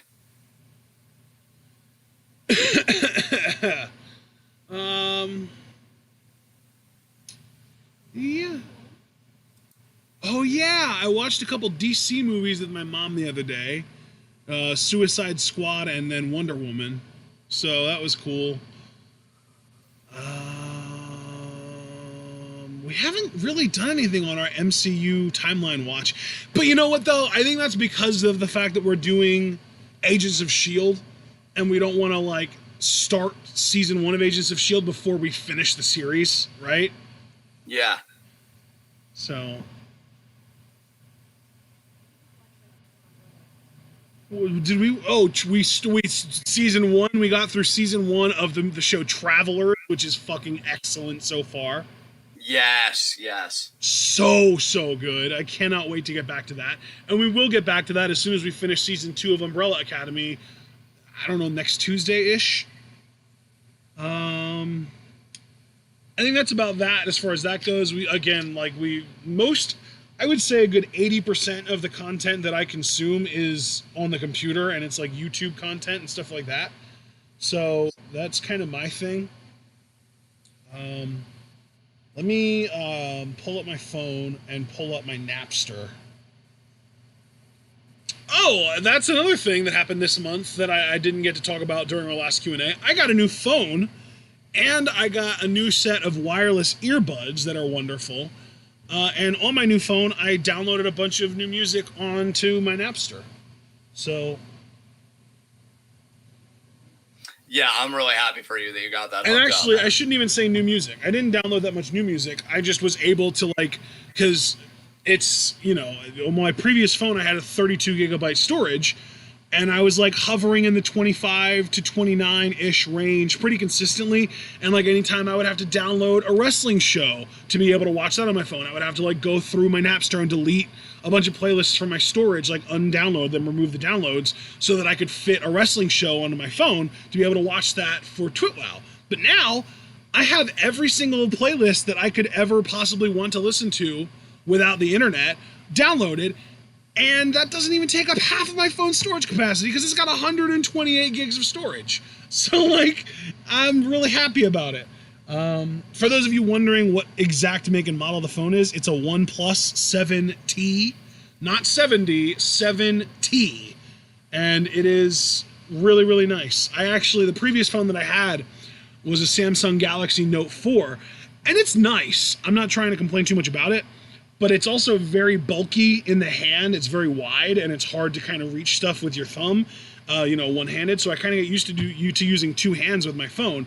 But with this phone, it's slim enough and thin enough that I can actually reach everything on the screen with only one hand. So I'm getting kind of back into the flow of one-hand phone use, and I love it. It's pretty awesome. And it came with a case that has its little kickstand. So if I ever, anytime you and I are watching a show, if I ever want to watch it on this new phone, I can just lean my phone up on its little kickstand, and I'm good. So lots of positives to this thing. I love it. It's awesome. And it was only like $450.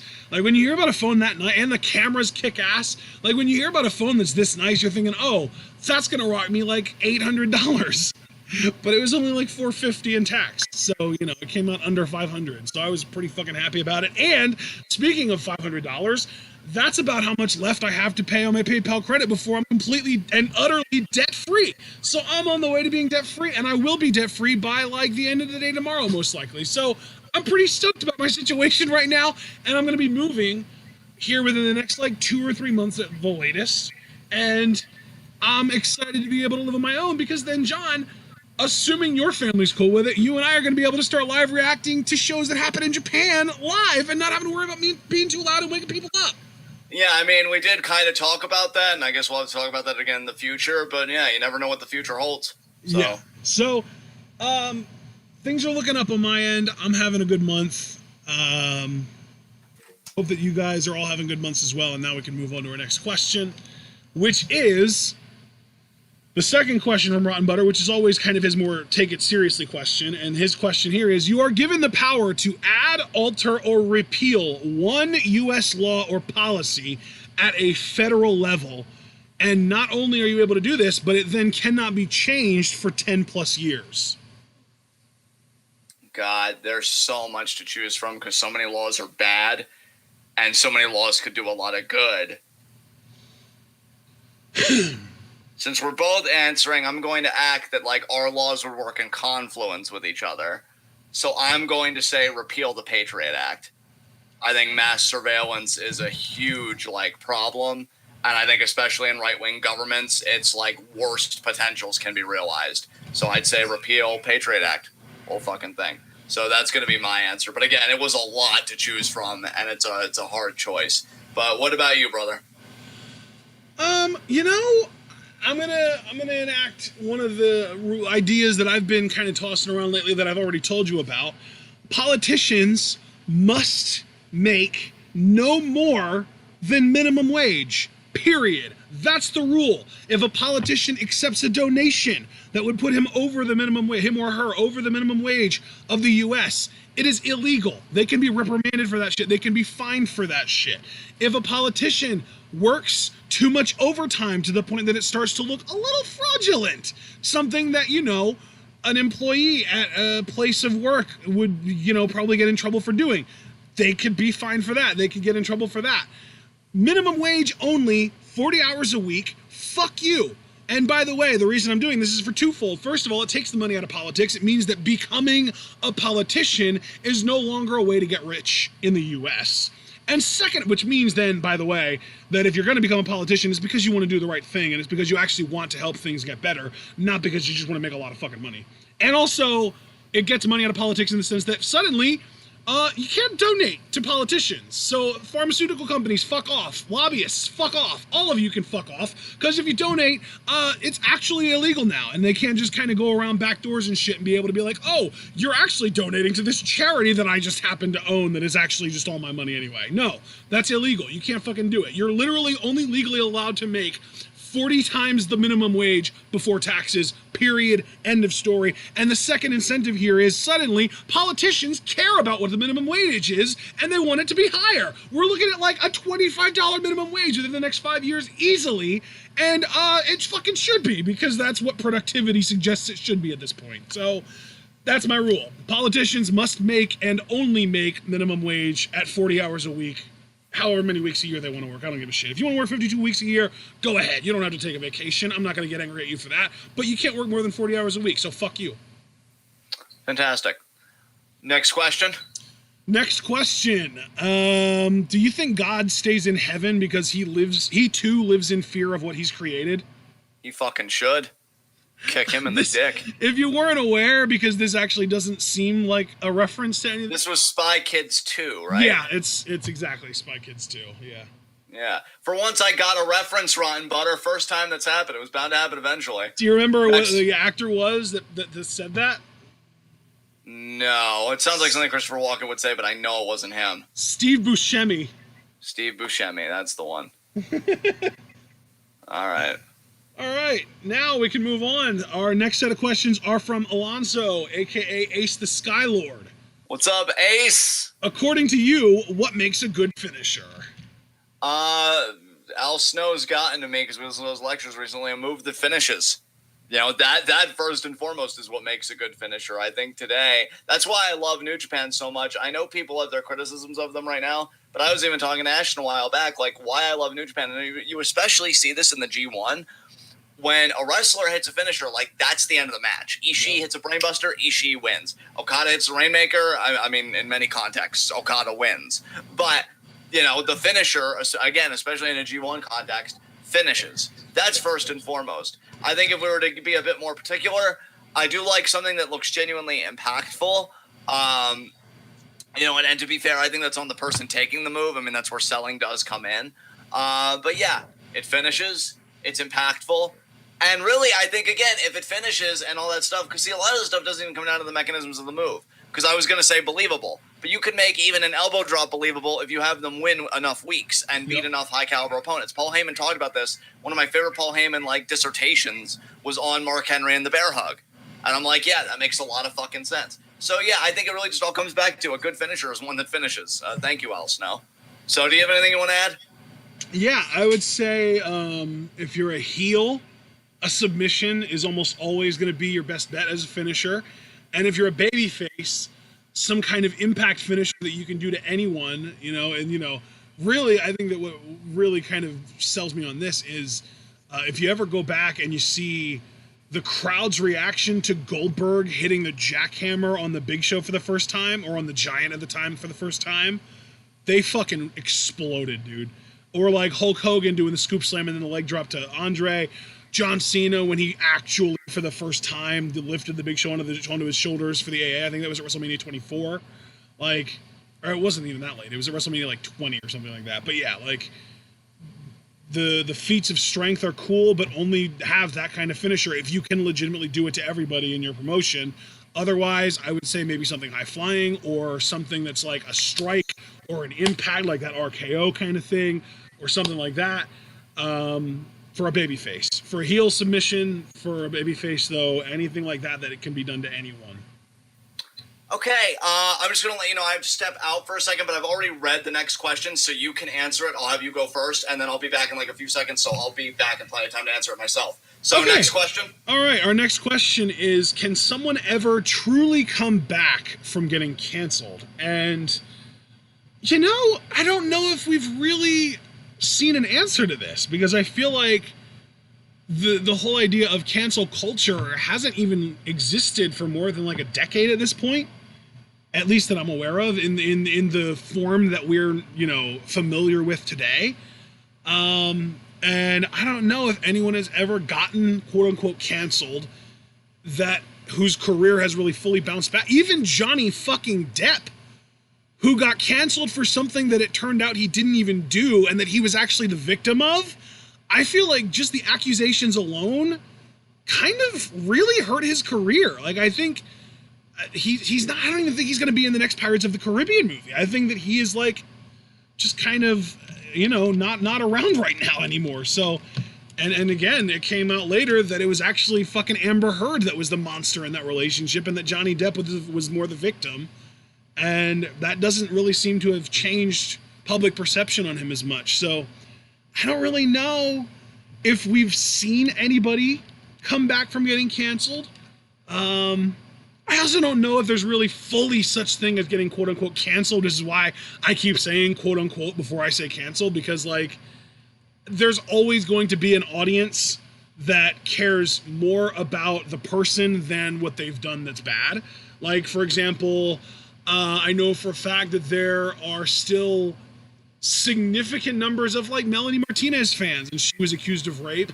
There are still significant fans, I'm sure, of Kevin Spacey, and everyone knows what he did and shit like that. Even as far as wrestlers go, I'm sure that guys like Jordan Devlin and Joey Ryan and Marty Scurll and all those guys that got the speaking out done to them are probably still going to have their fan bases, even if there are going to be a lot of promotions that won't book them.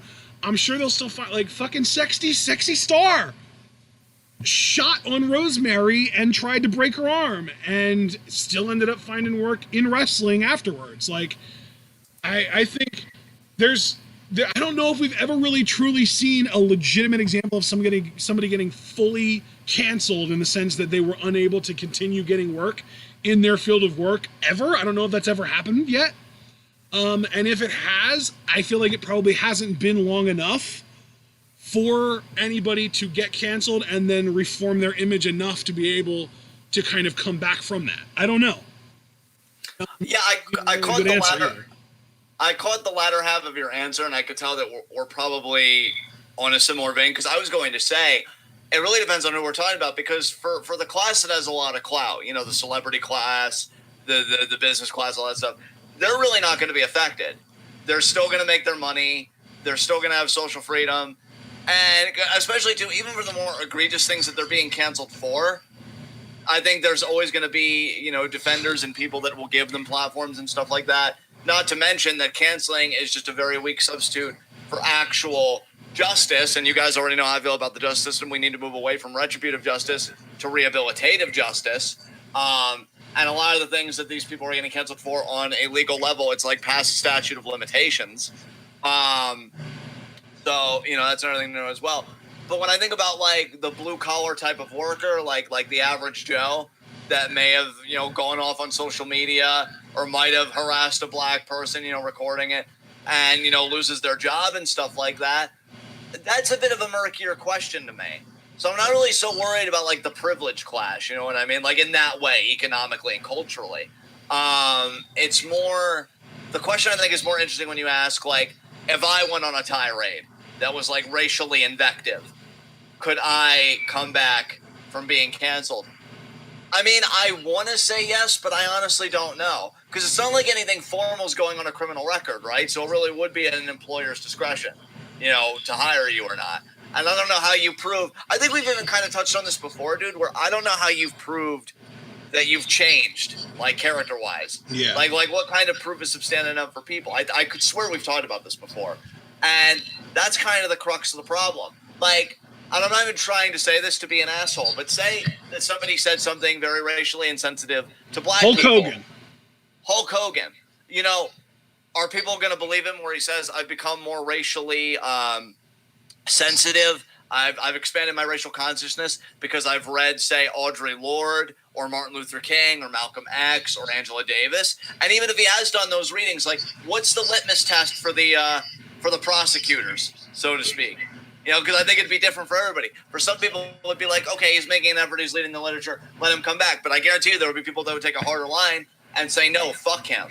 You know, because he's still that's the thing. It's like a person's ability to come back from being canceled is almost exclusive. It's almost, I don't want to say exclusively, but it is almost entirely tied up in the person who is the most hurt by what they said or did. That person's willingness to forgive them is really all it comes down to. Because even if, you know, 97% of people who had a problem with what they did in the first place decide to forgive them, you're still going to have those 3% that are like, no, fuck you, this isn't enough. Yeah. Yeah, definitely. It's difficult, man. It's difficult. Yeah, I don't know if you heard me earlier, but I mentioned how some people like Melanie Martinez, her fan base wasn't hurt at all by those accusations. If anything, they actually went more on the attack on the woman that accused her and basically found a way to cancel her and basically were like, no, you're a liar, you're crazy, or whether you're this or that. And so that didn't hurt her career at all.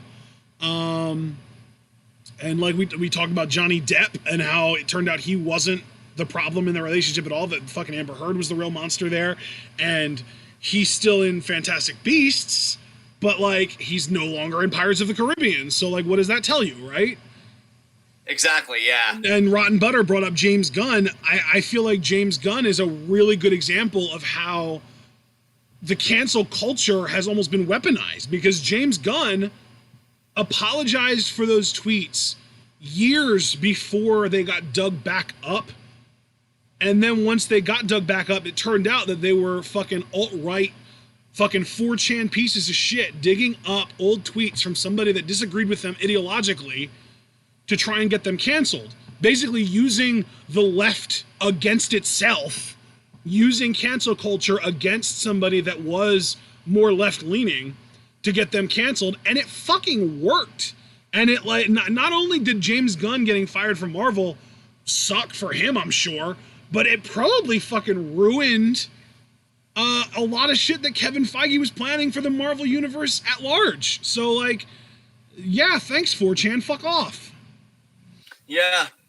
So I'm going to say that I really don't know, because we have to be very rigorous in what it means to be canceled, which is actually an issue that happened in philosophy recently. An op-ed came out from a colleague who I was even just saying to a friend of mine today, I'm ambivalent about her work. Sometimes I think she writes really good stuff, and then other stuff I'm scratching my head and I'm like, what is this? And she's like, should we cancel Aristotle? And then my friend Brian, who was the one that co-authored the piece with me where I made history, and that was who I was referencing when I said, you know, a very dear friend of mine, he responded to it and he said, well, what do we even mean by canceled? So I think we need to have like an exact term of what we're working with here, and then beyond that, we need to look at the object being canceled. Because if it's like a canceled Bezos, right, that's fucking absurd. He's the richest man on the planet. Nobody's gonna do shit to that dude. But if it's a guy working out of a fucking Costco that his Twitter feed is pretty much like, I think Jews and black people are ruining the country, yeah, he's probably going to lose his job at that Costco, and I don't know if there's any way to come back, like in the eyes of his friends and family, unless they share the ideology that he does. Right. You know, so it's difficult. I think it really is a case by case thing, and it's dependent on so much that goes beyond the scope of a simple yes or no to me. So Yeah. All right. Next question. Yeah, up next, we've got 3 questions from Dominique Adams. First up, which of the past few trends in double champions this year would you say was I think he might be Reigns, I don't know. And basically, which of the double champions this year would you say was the least meaningful? And I honestly, to me, as meaningful as the win was, because he immediately surrendered one of the titles, I would say Keith Lee. That's who I was going to say, dude, so I'm just going to co-sign with you. Yeah, Keith Lee, easily. I would have, the thing is, I never wanted a double champion. I hate double champions. I never want double champions, especially the way New Japan's doing it, where they're having the champion defend both titles every single time. If you give me a double champion who's going to work 2 matches, and I really like the guy that you put the double title on, sure, I can get into that, but I would just prefer not to have a double champion. So, and that's how you end up with fucking Evil. You know what I mean?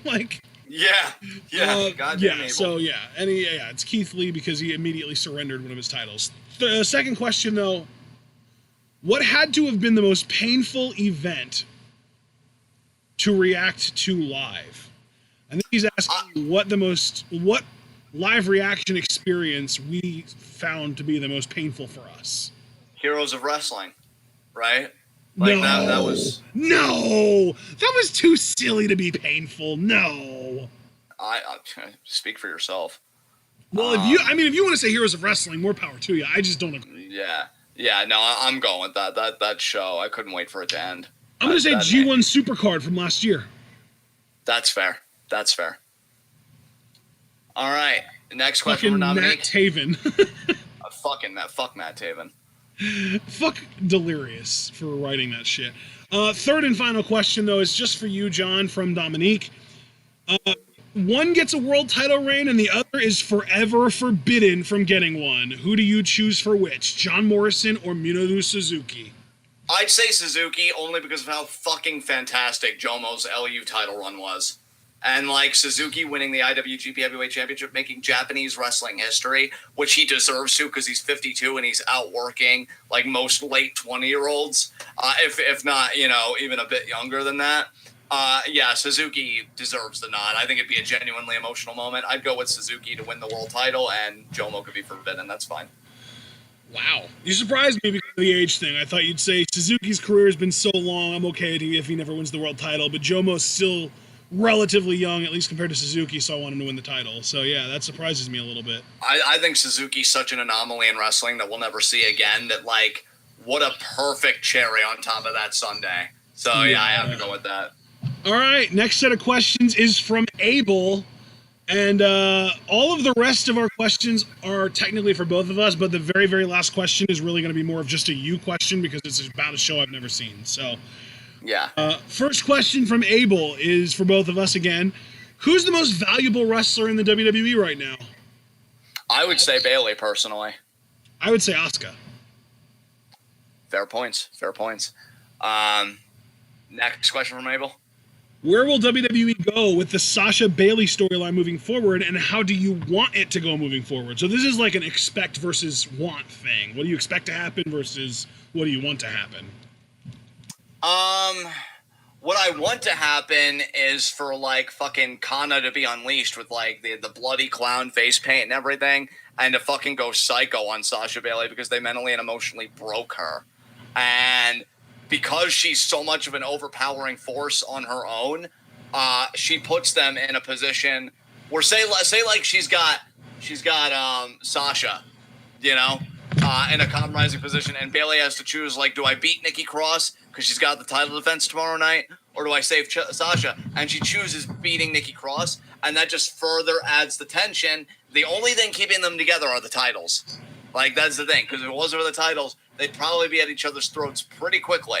I want Asuka to go on the offensive, but I want her to be utterly snapped, I don't give a fuck anymore mode when she does it. How do I think WWE will handle it? Honestly, because I think WWE's goal is to keep this storyline fresh until crowds come back and then do the blow-off. Yeah. I could even see Sasha beating Asuka again at SummerSlam just because it keeps the title on her, which keeps her busy with something other than Bayley, which buys them time. So that's honestly what I think WWE will do. But I wouldn't mind Asuka regaining the title if she was a fucking psycho war machine when she did it. I am itching for that shit, man. I'd love to see Asuka get her pound of flesh, which shows what effective heels Bayley and Sasha are. So, good shit. But yeah, I think WWE might even have the two-woman power trip just continue dominating, just to, again, buy time. So that's what I think they're going to do. All right, so what I expect to happen is I expect Asuka to get the title right back at SummerSlam, and then Sasha to, become a little bit unhinged. But then the final straw is when they drop the tag titles to what I'm hoping will end up being Ruby Riott and Liv Morgan. At which point Sasha becomes fully unhinged, and maybe even that night, but maybe, there's a little bit of a delay because WWE always likes to stretch this shit out. Sasha just beats the shit out of Bayley and challenges for the title, maybe at, Royal Rumble or something like that. Because, of course, they can't have Sasha in the Royal Rumble because she can't ever win one, ever. So, yeah, that's what I think might happen. What I hope to happen, low-key, I kind of don't want Asuka to be as angry at Sasha as she is at Bayley. Because Sasha wasn't the one beating the fuck out of Kairi on Monday. Sasha isn't going to be the one that gets to brag about ending Kairi's WWE career. So I'm hoping Asuka is just like, hey, you've lifted my burden of being forced to only hold the title on Raw. Fuck you, Bayley. You ruined my best friend's career. I'm going to kill you now. And she Bayley and actually dethrones Bayley specifically. And then, that's like Bayley's chance to go like, what the fuck, what the hell?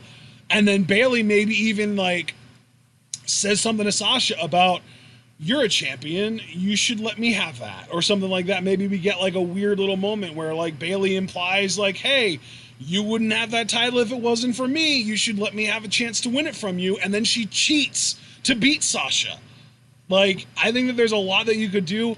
I do agree, though, that I think the ideal scenario is the one where we're able to drag out the Sasha-Bayley feud until we get crowds back, but that's looking less and less likely, because I'm thinking we might not even see a crowd in the US for a wrestling show until next summer. dude, with how this, now granted, I have to take a lot of things into account, and I hear a vaccine may even be close to entering, I think, phase 4 I read. But with how the numbers are ballooning, I wouldn't even be surprised if 2022 you were good to pack crowds. But I think with the vaccine we can avoid that. I do.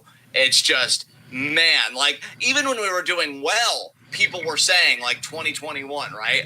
Well, now we haven't been doing well, so I don't even know when the fuck Now it's the second wave hit, and it's still hitting, and it's not going. Why are these numbers still going up? What the fuck? Yeah, exactly. Oh man, yeah. So I don't even know how long you can stall this, really, because WWE, I think their hand's going to be forced sooner than they would like, unfortunately. So, yeah, we'll see what happens. But I love what you were suggesting, Ash, and I love the energy there. So, I guess next question. Third question from Abel. What will the legacy of the COVID-19 pandemic be? What do you think some of the big-time, long-lasting effects it will have on us be?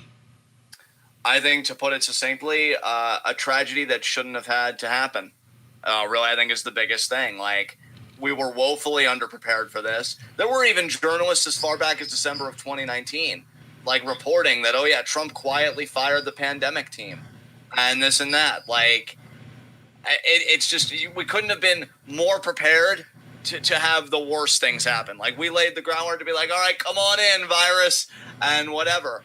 I think also, we have to also think about what COVID has caused as subsequent effects. Mental health crises.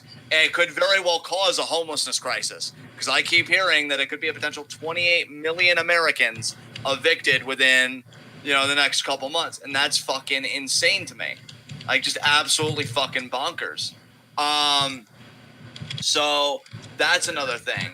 I think it's going to be a legacy of just a chain reaction of fucking awful that never had to happen. Yep. And I think there are going to be some people, I can't confirm this, obviously. I don't have the power to. But I wouldn't be surprised if this was internalized by some people, and they never stop wearing masks the rest of their lives. Like they always go outside with masks now because of how traumatic this whole thing was.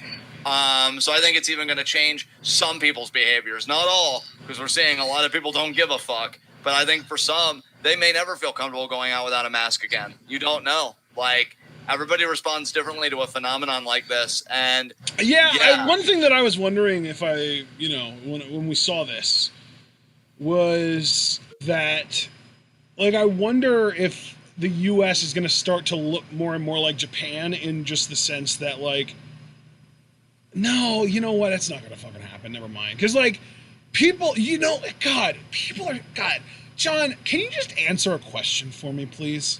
I can try to answer a question. Why are Americans so fucking stupid? Because we were told for the longest time that we're the greatest country on earth, and so because of that, we never felt a need to aspire for anything, because why aspire for anything when you're already number one? Oh my God, like, there are so many layers that make me angry. I was gonna say, I wonder if we'll look more like Japan in the sense that we'll see, like, people occasionally wearing masks out, but, like, then I was like, oh, but in Japan, people wearing masks are the people who are sick, not the people who are paranoid that other people will get them sick. And Americans are stupid enough to think that masks are to protect themselves from getting sick. Americans are fucking stupid. Yeah, I mean, dude, when you have members of your own political class holding mask-free rallies and, like, masks are oppressive, like, we're fucked. We're fucked. I will say, too, politically, because I already mentioned, like, the evictions and stuff, potentially, I would hope, now, again, like you, I've got to temper my expectations very fucking quickly, but I would hope that this fucking cataclysm and everything that it's fucking caused, and again, especially if it causes a homelessness crisis, which don't think that it's not going to happen. Remember where you are, is what I'll say to that. I would hope that it pushes the collective citizenry farther left. Because if they thought Portland was a problem, if they thought Black Lives Matter was a problem, how do you think they're going to handle 28 million homeless with nothing to lose? Like, I really hope. I have been saying for years, and I will own up to my shit, and Ashton can hold me accountable here. I have been saying for years, Americans do not have any revolutionary potential. They are a first world country. They are the imperial core. They terrorize other countries, et cetera, et cetera. I mean, hell, I've even gone as far as saying, democratic socialism, and I stand by it. It's not so much revolution. It's reformism. It's to make capitalism more palatable for certain classes. That said, you want to know how you create revolutionary potential? It's the same way as Ashton says in wrestling when you want to beat big opponents. When you're a Hiromu Takahashi trying to beat fucking Okada, you up the entropy. And like a homelessness crisis of 28 million, if that happens, is going to up the fucking entropy. Hell, sending your kids back to school in the fall, because I can't tell you, Ashton, how many colleges I've seen being like, oh yeah, we're going to do in-person learning. And I've got friends that are terrified, not only for themselves, but for their children. Like, that is upping the entropy. I'm hoping that all this fucking chaos will push the country collectively farther left. But again, like you said about Japan, I got to temper my expectations because a good segment of the country already wanted to go further right. And I feel like in times of crisis, it's also historically proven that you go further right, not farther left. So it could even get even worse than what we're already at, which is horrifying in its own right. So I don't know, but I think there's going to be a lot of fallout from this that we're going to be living with for years to come. Sound familiar? Because it's the same thing with wealth inequality, climate change, and every fucking thing else. Yep. Yeah. Oh, God. Yeah. You just fucking light the bourgeois on fire and end it. I mean, I've been itching, especially because I've been experimenting with fasting lately. I've been itching to fucking eat Bezos. Like, let's make it fucking happen. You know? And then I know Bezos is just like the face of the bourgeois at this point, but like, I don't know. Does Bezos even own any media companies that's constantly pumping anti-socialist, anti-communist propaganda into people's faces? No. I mean, he does own the Washington Post, apparently. Is WAPO even that bad, though? I mean, I feel like all mass media is going to protect the status quo, even if they're not. I know, but I'm more thinking about the ones that people actually look at, like, CNN, NBC, MSNBC, right, Fox News, shit like that. Like, Bezos, let him be a scumbag on his little, like, dirt sheet that he gets, maybe a few million viewers a day. These shows get millions and millions and millions and millions. Like, fucking, dude, do you realize that the one thing that beats SmackDown every fucking Friday is Hannity and Carlson? Jesus Christ. Dude, like, you know what?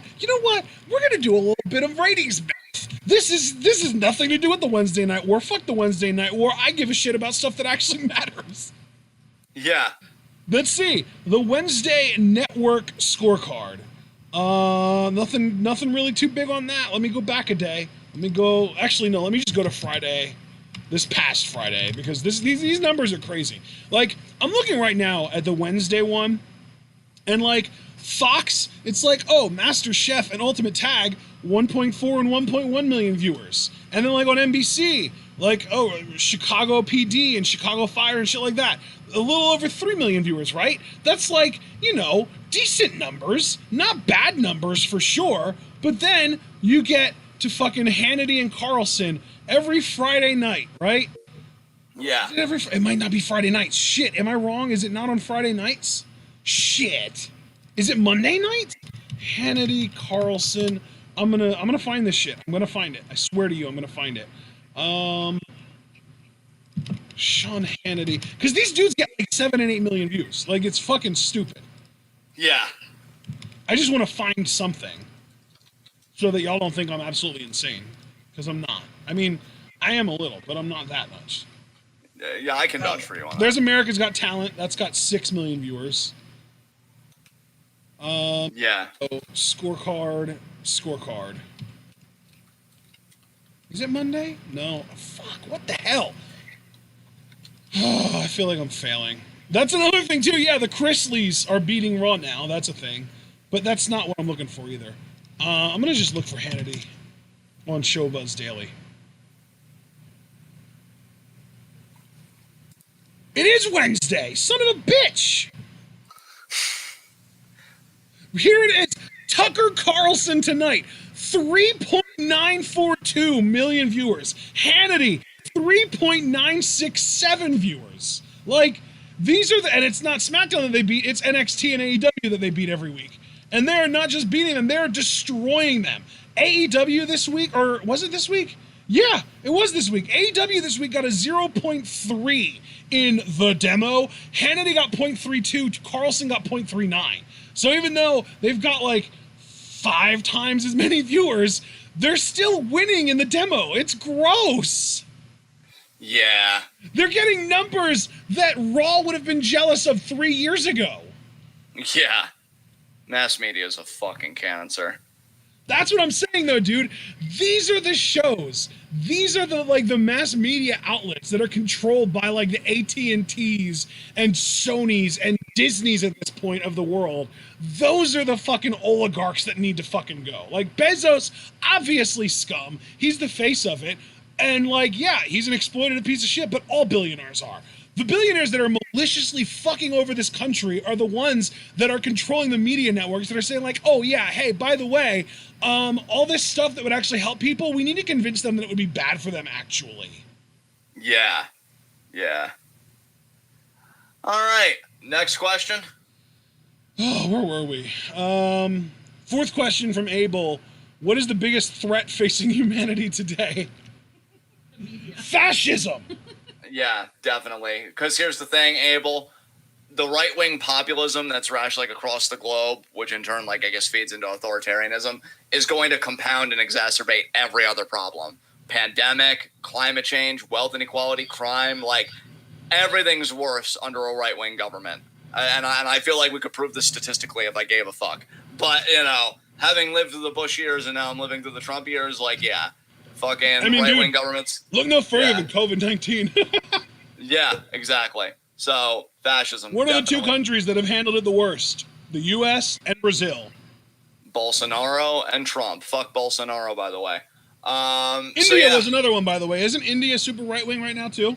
Yeah, because Modi, yeah, he's like an Indian nationalist. And, like, I think it's Muslims that they're targeting. I think. Don't quote me on that, though. Everybody fact check. You know, find your own sources and shit. So yeah, fascism, definitely.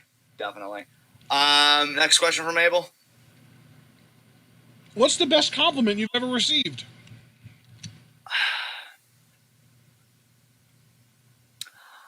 When Brian and I were working together,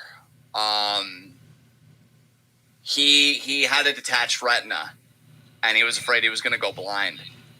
And he was really scared that his vision was going to be like irreparably damaged and that he wouldn't be able to do philosophy anymore.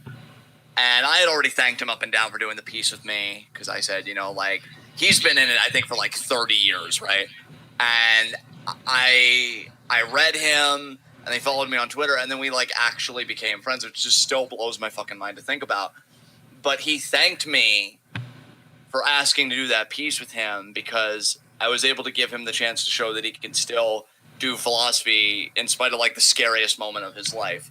And that just fucking destroyed me, and it still kind of destroys me to think about. So I'm going to say that one because I've never had somebody's words affect me like that. That like I still think about him and I still, you know, smile. So I'll go with that one. What about you, sir? Probably the Lucha Underground writers saying that they were fans. Yeah, it had to be really validating. Absolutely.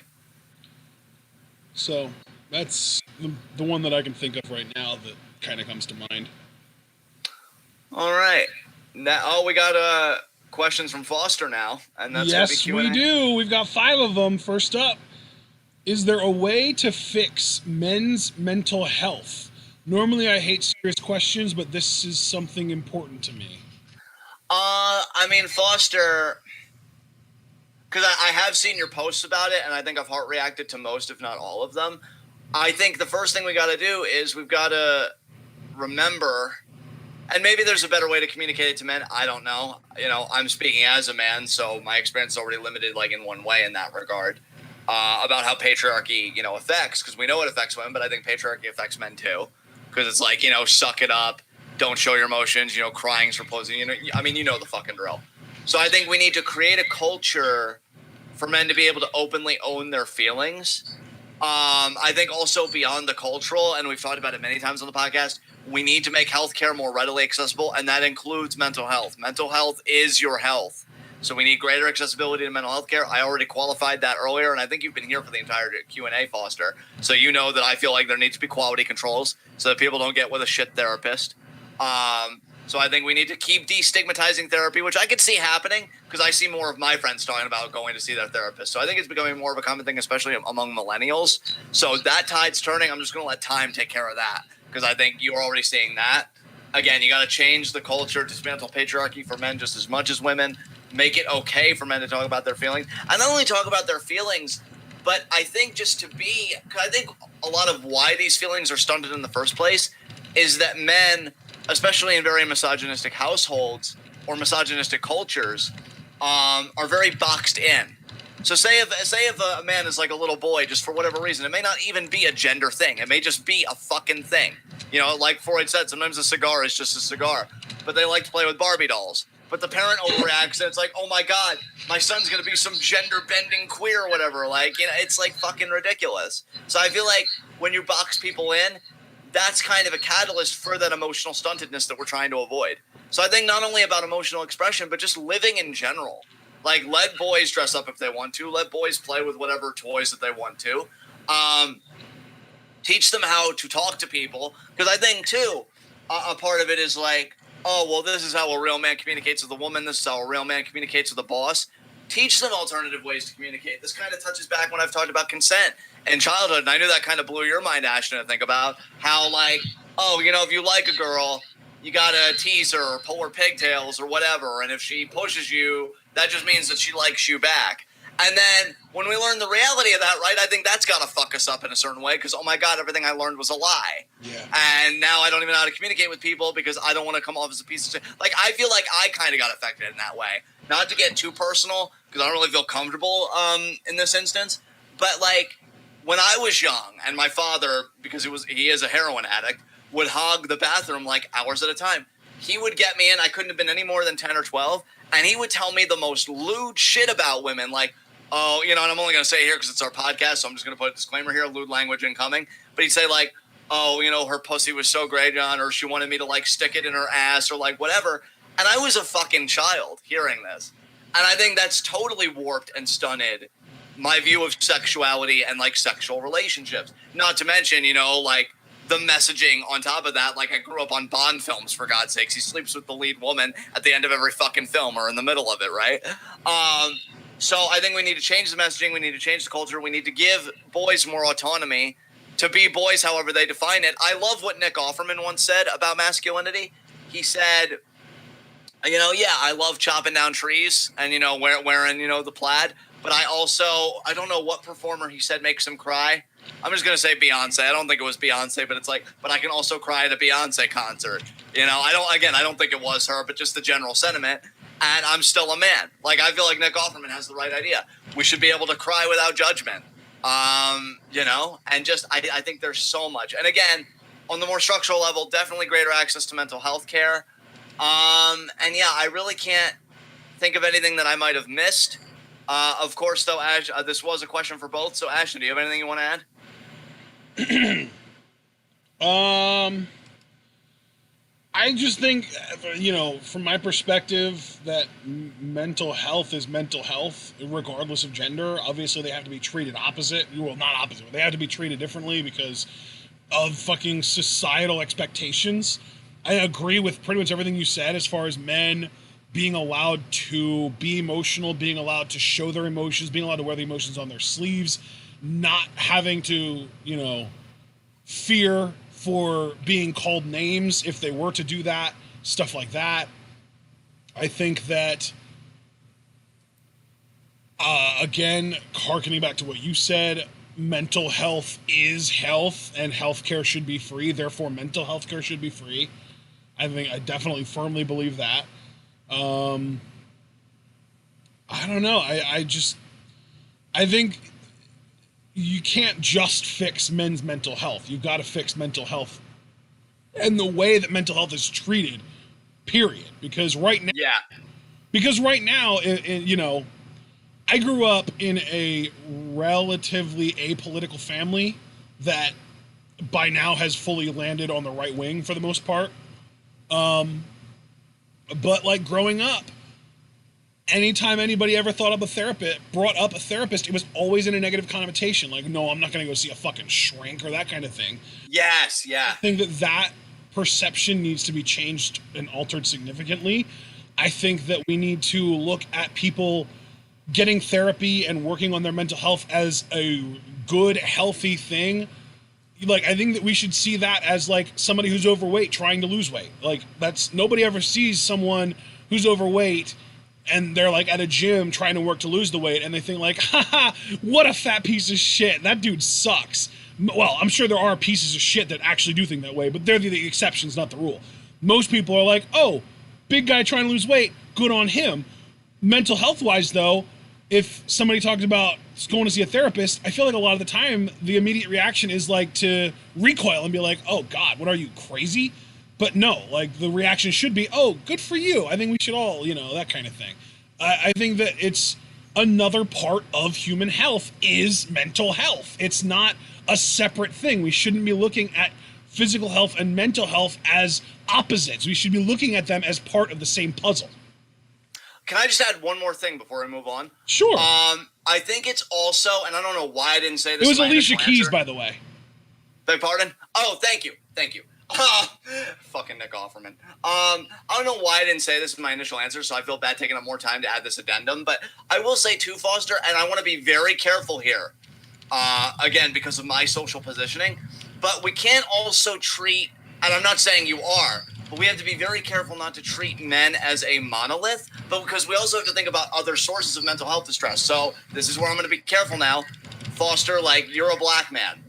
And this is a white supremacist fucking country that's talking about police brutality more than ever because it's like at its fucking peak right now, you know? And to grow up now where part of black culture has become having the talk with your kids, and no, I ain't talking about birds and the bees, but what you do when you see a police officer, that's not good for mental health, right? So I think, too, we need to take structural injustices and structural violence that's unique to situations. I'm a disabled man. Ableism is deleterious to mental health. I can tell you that right now. Inaccessibility, the stigma of, you know, and I'm going to use, again, language here. Are they retarded? are you're so inspiring. Like, that's taxing on mental health as well. So I think we need to look at too, not just the idea of gender, of like, oh, men, which that's part of it. And I definitely, let me just say too, I wholeheartedly agree with everything that Ashton said, everything. So I just wanted to acknowledge that. But I think we also need to look at the nuance of the multitude of identities. You could be a man, which for all intents and purposes is a dominant identity, but you could be a black man. And racism, there have even been studies that have said, like, social media and like seeing what I'll call like black death videos of like police brutality of black bodies being shot and stuff actually worsens cardiovascular health and really puts black people on the fast track to like premature death.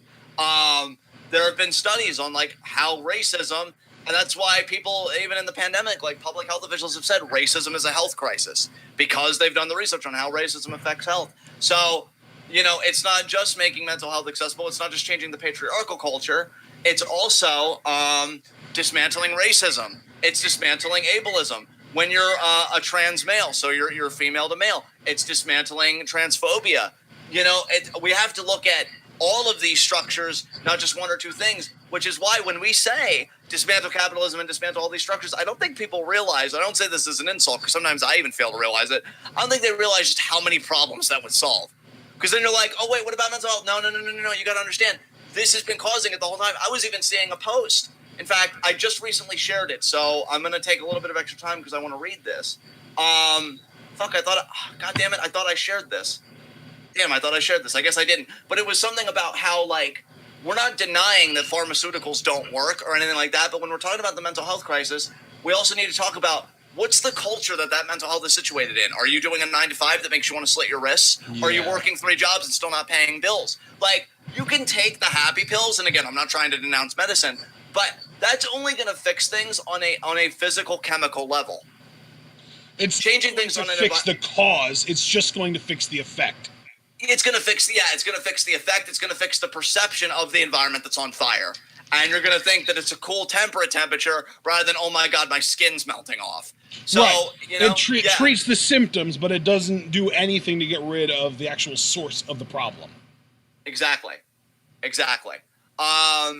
Yeah. So I just really wanted to add that too, that it's not just about like male lines, or even the idea of just changing healthcare, which that's a big part of it. But also I look at Foster's unique experience as a black man. I look at Javaris' experience as a black man. I look at myself as a disabled man. People from low income households. I know you and I can resonate with class struggle.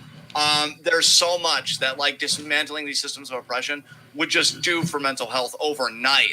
I'd wake up feeling like, oh my God, I can't wait to see what I'm going to do today because the world is beautiful now. Fuck yeah. But we're just unfortunately not there yet. Oh, man. All right, next question. Second question from Foster. How much different would wrestling storylines and matches be if wrestling math was acknowledged in kayfabe leading up to pay-per-views and stuff? So what do you mean, though, by wrestling math? Can somebody, like, clarify? I got a 1/41 and 2/3 chance of winning. I mean, that's what my mind immediately went to, right? Basically, I think it's like, if you go into a fatal 4-way, it's 25%. If you go into a triple threat, it's 33%. And that's also what I thought of. But I feel like they do acknowledge it on commentary, and that's part of, like, the narrative stakes. I wonder if that's not what Foster meant. I wonder if Foster meant something else. Because I'm looking at his question right now, and it literally says, how much different would wrestling storylines and matches be if wrestlers in kayfabe acknowledged wrestling math, like leading up to pay-per-views? I wonder if he's talking about, like, record, like I have the, 8-1 record against the person that I'm about to go against or something like that. Or, like, oh, he's talking about, like, 50-50 booking, I think. Oh. Like, oh, well, you beat me on SmackDown, so I've got a win coming up here, buddy, kind of thing like that. It would be... Since if it was actually acknowledged, it would definitely hit different. Because I could just see commentary being like, well, Tom, I know Ziggler lost on SmackDown, but that means he's going to be even hungrier in this match, so you got to give him the advantage. Like, what? Yeah. It would hit really weird, Foster. That's going to be my answer to that. I kind of agree. I don't know if that would get... I don't know if that would really improve things. I think it would just make things a lot more strange. So, Third question: do you think that when things get back to normal-ish, WWE will use their recently acquired Evolve promotion as a TV show where they can put on display basically their lower card NXT folks and the Performance Center people that haven't debuted yet? I'm amazed they haven't done that now because they clearly don't give a fuck. Yeah. I could see it. I think WWE is so content saturated, but at this point, what the fuck is one more? Like, what am I going to complain about, you know? So they'll probably do it. I could see that. Yeah, I honestly really like that idea. I think I've actually suggested that at one point. Yeah, you probably have. Fourth question from Foster: favorite type of character in non-wrestling media? I mean, heels. Even like I know non-wrestling media, but I'll never forget one of my favorite lines. We were watching Agents of S.H.I.E.L.D. and I was rooting for what's the planet's name? Ego, right? Or was that the Guardians of the Galaxy? That was GOTG, yeah. Yeah, what was the name of the planet on Agents of S.H.I.E.L.D.? Oh, well, the planet wasn't sentient. Right, but yeah, it took over. What was it? Ford's body? Ford. Because wasn't he the? Oh, are you talking about Hive taking over Ward's body? Yeah, Hive. That's what it was. Hive. Yeah, and I remember I was rooting for Hyde to destroy the species, and you were just like, "I love that you're so pro-minority." So yeah, I still love heels even in non-wrestling media. But I think if I decide to choose character traits in general, I think about one of my my favorite animes, Code Geass, and it's I love characters that are clever, well-intentioned, resilient, because I also think of One Piece, which I really need to get back onto, but my god, that show's never going to fucking end. That show might actually outlast the pandemic, and that's really saying something. Wait, what show is this? One Piece. It's I think got to be close to 1,000 episodes by now. It's fucking really insane. Yeah, dude. I've got to look. I think it's at 800 something, but it probably won't even stop until it gets to 1,000. So even if I'm off the mark now, I probably won't be later. Oh my god, is it 934 episodes? Yeah, I told you, dude. It's fucking crazy. Jesus Christ. Yeah. Oh, I guess that's what happens when you run a show. What? Is it weekly? Is it a weekly airing in Japan? But it's been running for 20 plus years. Yeah. I mean, that's the power of filler, baby. But their main arcs are so good, though. I keep coming back, or at least wanting to come back. So yeah, because I think characters like Luffy that I really like, Lelouch that I really like in anime. I also think on the shows that we watch, Klaus is funny as fuck, so I love the sense of humor. So yeah, I'd say all those types, but again, just a really basic bitch answer would be I also love heels in non-wrestling media. Hive should have triumphed, but I still love the Shield people. So yeah.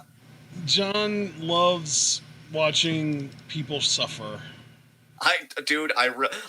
The only good thing about Game of Thrones that I'll probably go back and rewatch is Theon Greyjoy being tortured. That was funny as fuck to me. Oh my god. Yeah, I think about it a lot. I chuckle about it a lot randomly because I'm like, man, that was so good. So yeah, definitely need to go to therapy more than once a week. Jesus Christ. Is this something that you ever brought up with your therapist? No, because I have more important things to worry about. But what about do you? You though? Yeah. Comedy's subjective. I don't know what to tell you. But what about you? But someone getting their fucking skin peeled off is totally normal to laugh at. Yeah, dude, it's amazing. Are you kidding me? Dude, when you first said Theon Greyjoy, I was honestly in my mind I had the fucking guy that was doing the torturing to him. Oh, Ramsay Bolton. I had him in my mind, and I was like, oh yeah, him getting his face bitten off by his own dogs was great. But then I realized that no, you were talking about the dude that ended up actually being a good guy in the end, getting tortured by that piece of shit. Yeah.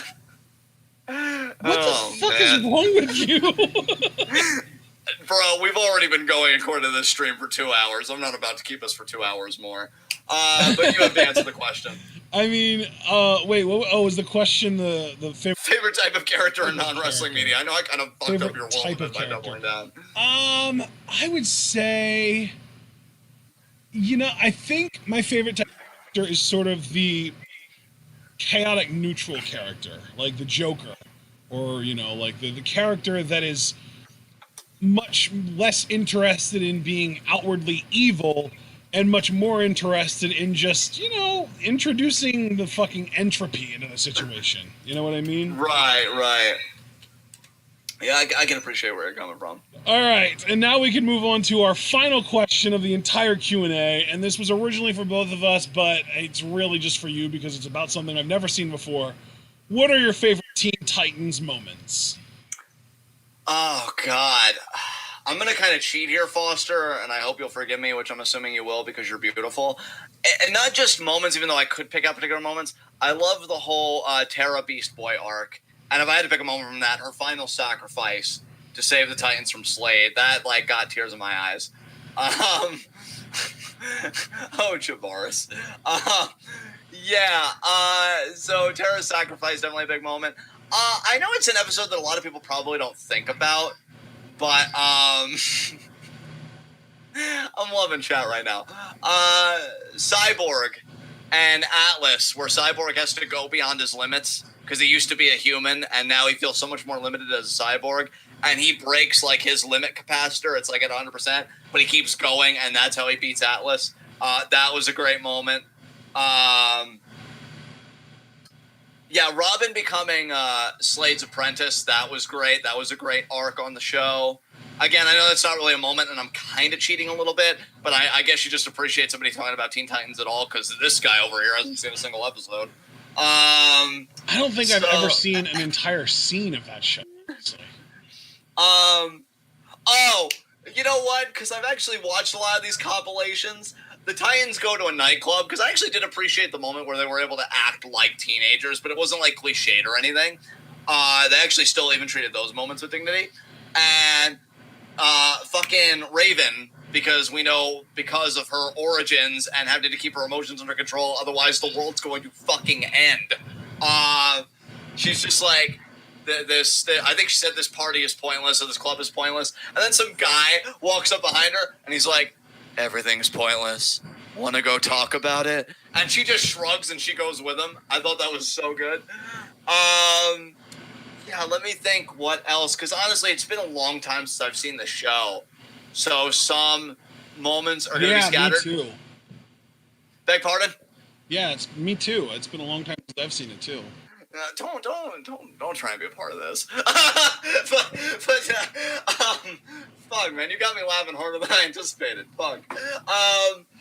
The episode where Beast Boy loses control of his powers, and everybody thinks that he attacked Raven, and Cyborg's pretty much saying his genetic code was always unstable, and now it could just be falling apart.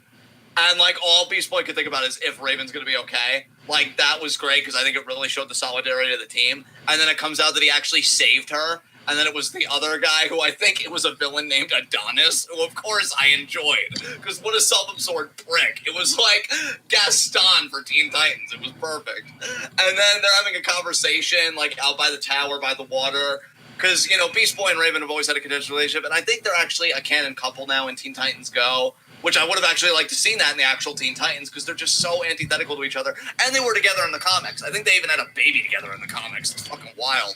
And they're having a conversation about, oh, well, I'm an animal.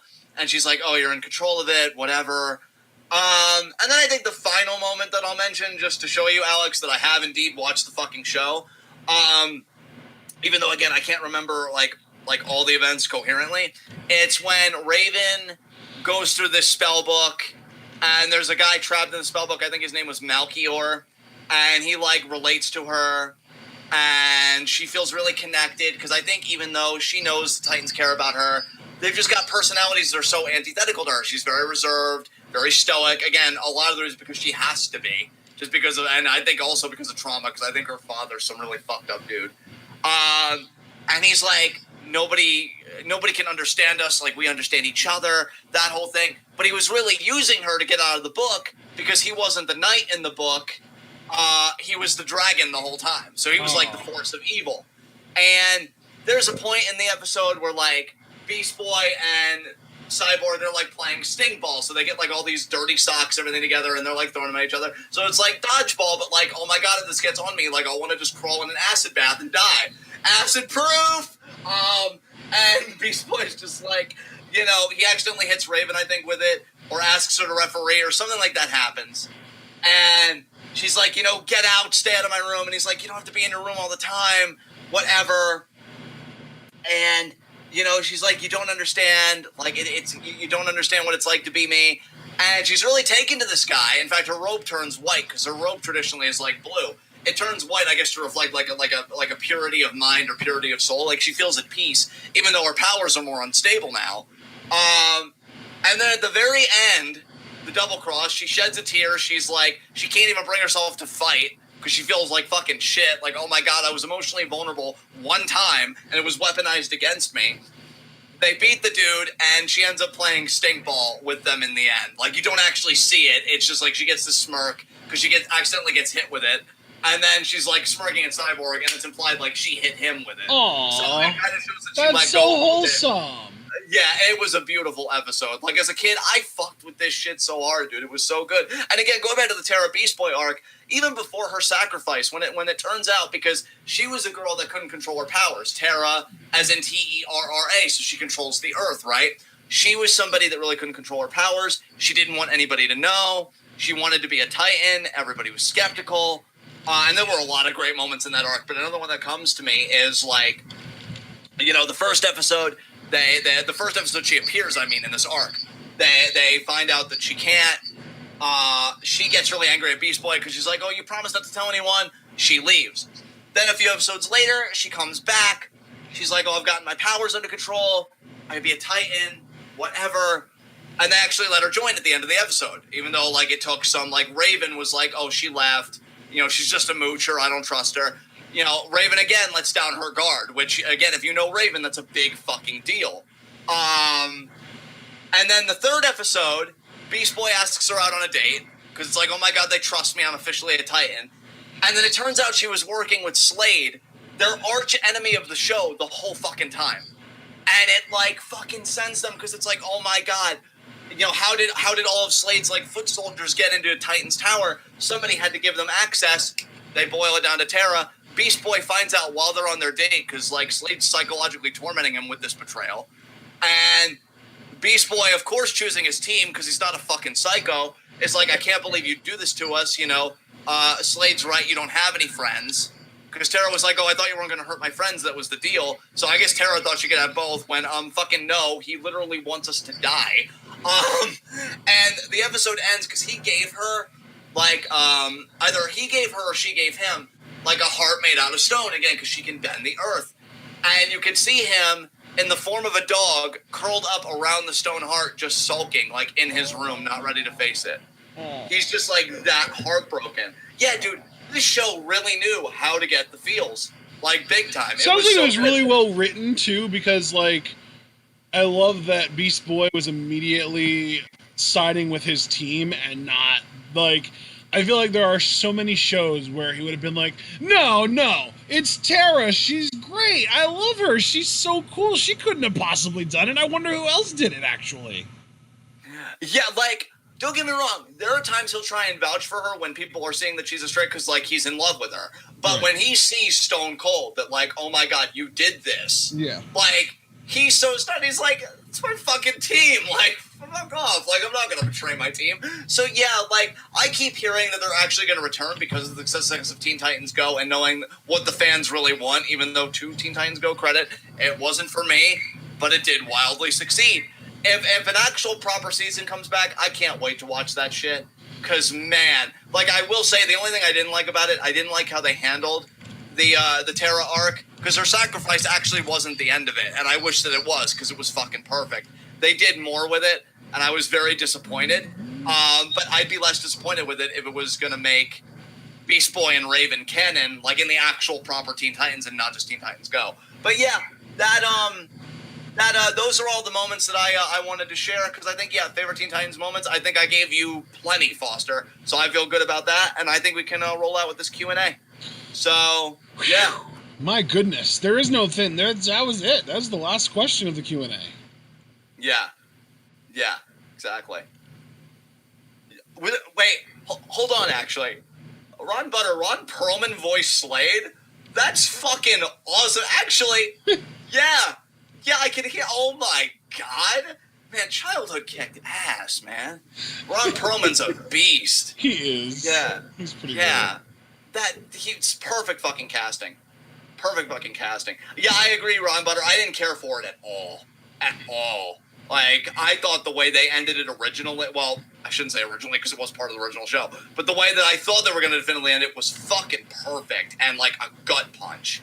And then they just kind of undid it. So, yeah. Yeah. All right. So, I guess because I usually hand the ball over to you afterwards, I guess I'll just say very quickly on my end, next Q&A, which while I'm thinking of it, let me switch it over right now, because ever since I made that one mistake. Yes, I love it when you do this. Wow. I love your face when it does things. We'll do it live. Fuck it. God, I don't even know how he still has a job anywhere, but that's the power of the internet, I guess. That was Carlson, right? Or was that? Who was that? Bill O'Reilly. O'Reilly, that's right. What a fucking tool. This is going to be Q&A number 50 next month, guys. Holy shit. Yeah, buddy. It's so funny, too, because the fucking jackass old dudes that get fired from Fox News just start their own podcasts with their own followings and just fucking, make a bunch of other right-wing extremists on their own without Fox. Yeah, exactly. All right, guys, so I just penned the tweet for the next Q&A. That's going to be August 27th. So you guys already know the deal, but I'll go over it anyway. YouTube, Twitter, Facebook, Discord. Discord access is $3 a month. And, just for $1 a month, if you're not really feeling Discord, I don't know why, it's an amazing group of people. But for $1 a month, you get 5 Q&A questions. If you don't donate, you only get up to 3 Q&A questions. So donors get 5, non-donors get 3. And again, YouTube, Twitter, Facebook, Discord are the forums to post your questions. I said discourse, I meant Discord. Or we have discourse. Yeah. I have discourse with everyone's faces while John avoids you all like the plague. It's true, I really do. And I could say that it's okay because there's actually a plague happening, but let's be honest, it was never really about that. It's entirely a me problem. So yeah, you guys know where to submit questions. You know the fucking deal. And yeah, so we'll see you for that then. But I do believe we have a Stardom show potentially tomorrow. Is it all up yet? Because that was what we're going to do, right? Another summer show at 5? Hell yeah! You know what? That's a good question. Why don't I just pull it up and look right now? I'm pulling it up right now. It's all up. Yeah, the full thing is up. Shit. And you know what? I'm going to even go a step further and log into my account and check the timestamp so that I can tell you how long the show's going to be. 2 hours, 32 minutes, and 12 seconds. So 5 start time is perfect. That gives us a half hour before SmackDown. Yeah, absolutely. So, guys, we'll see you Friday at 5 for covering this show here, the Cinderella Summer in Tokyo, July 26th. And, yeah, we'll see you guys there. I'm going to hand it over to Ash to take us home. It's Ash, a Korakuen show, by the way. If you didn't know that's where Tokyo is in Tokyo. Oh, okay. Okay, yeah, it's a Korakuen show. Fair enough. I'm going to hand it over to you, Ash. I'm going to be AFK because I'm going to be getting food. So yeah, it's all you, bud. Oh, that's why you left earlier. You put your rice dish on, and now you're gonna eat it, aren't you? Yeah, because you know what I had to deal with today. Bitch. All right, guys. Yeah. We hope that you all enjoyed Q&A this month. If you did, remember to like the video, subscribe, click the bell, follow us on Twitter and Twitch. All that fun stuff. You can also buy the merch on Teespring, donate to the Patreon, share on, any social media that you want. Just let your wrestling fan friends know that we exist and that we're pretty fucking awesome at what we do. We especially love indoctrinating people into watching Joshi more because Joshi is the best thing going in wrestling today. And I'm sure if John was here, he would double down on that because he agrees with me wholeheartedly. It would be New Japan, but now New Japan's just like, hey, who's a main eventer? Fucking Evil. So that's a thing. But yeah, we hope that you all enjoyed, and we do have Stardom tomorrow at 5, and then a WWE catch-up commentary Saturday night. Let me pull up the schedule because I don't want to tell you a false timestamp for our catch-up commentary on Saturday. But I think it's at 7, so let me just pull it up and look and check and make sure. Yeah, it's at 9. Ooh, it's late. I like it. Saturday night at 9 p.m. Eastern Time, we will be live, or we will be doing a full catch-up commentary for WWE content over the last couple weeks. Basically everything since Extreme Rules. So we hope that you're looking forward to that. And we don't actually know what else we're going to be doing after that. But here's the thing, y'all. Here's the thing. If you have 10 or 20 bucks extra, get yourself subscriptions to Stardom World, I would say first and foremost, because we're going to be live reacting to all those shows. But also, if you can spare the extra 10 bucks, get you a subscription to DDT Universe for the month of August. Because the Tokyo Princess Cup is going to be running, as well as Stardom's 5-Star Grand Prix. Both of those start in August. And then in September, you can keep your Stardom World subscription, but then you can also switch over from TJPW, if you want, to New Japan, because that, I believe, is when the G1 Climax starts. So all of these amazing pro wrestling companies over in Japan, where pro wrestling can actually happen because they handle the pandemic like fucking adults, are putting out some amazing tournament content over the course of the next month or two. I'm excited about it. I hope you're all excited about it. And most importantly, because obviously this is still a YouTube channel and we still got to, get our business done, and we do have a live reaction to Stardom tomorrow night, afternoon, we just hope that you're all able to remember to stay tuned.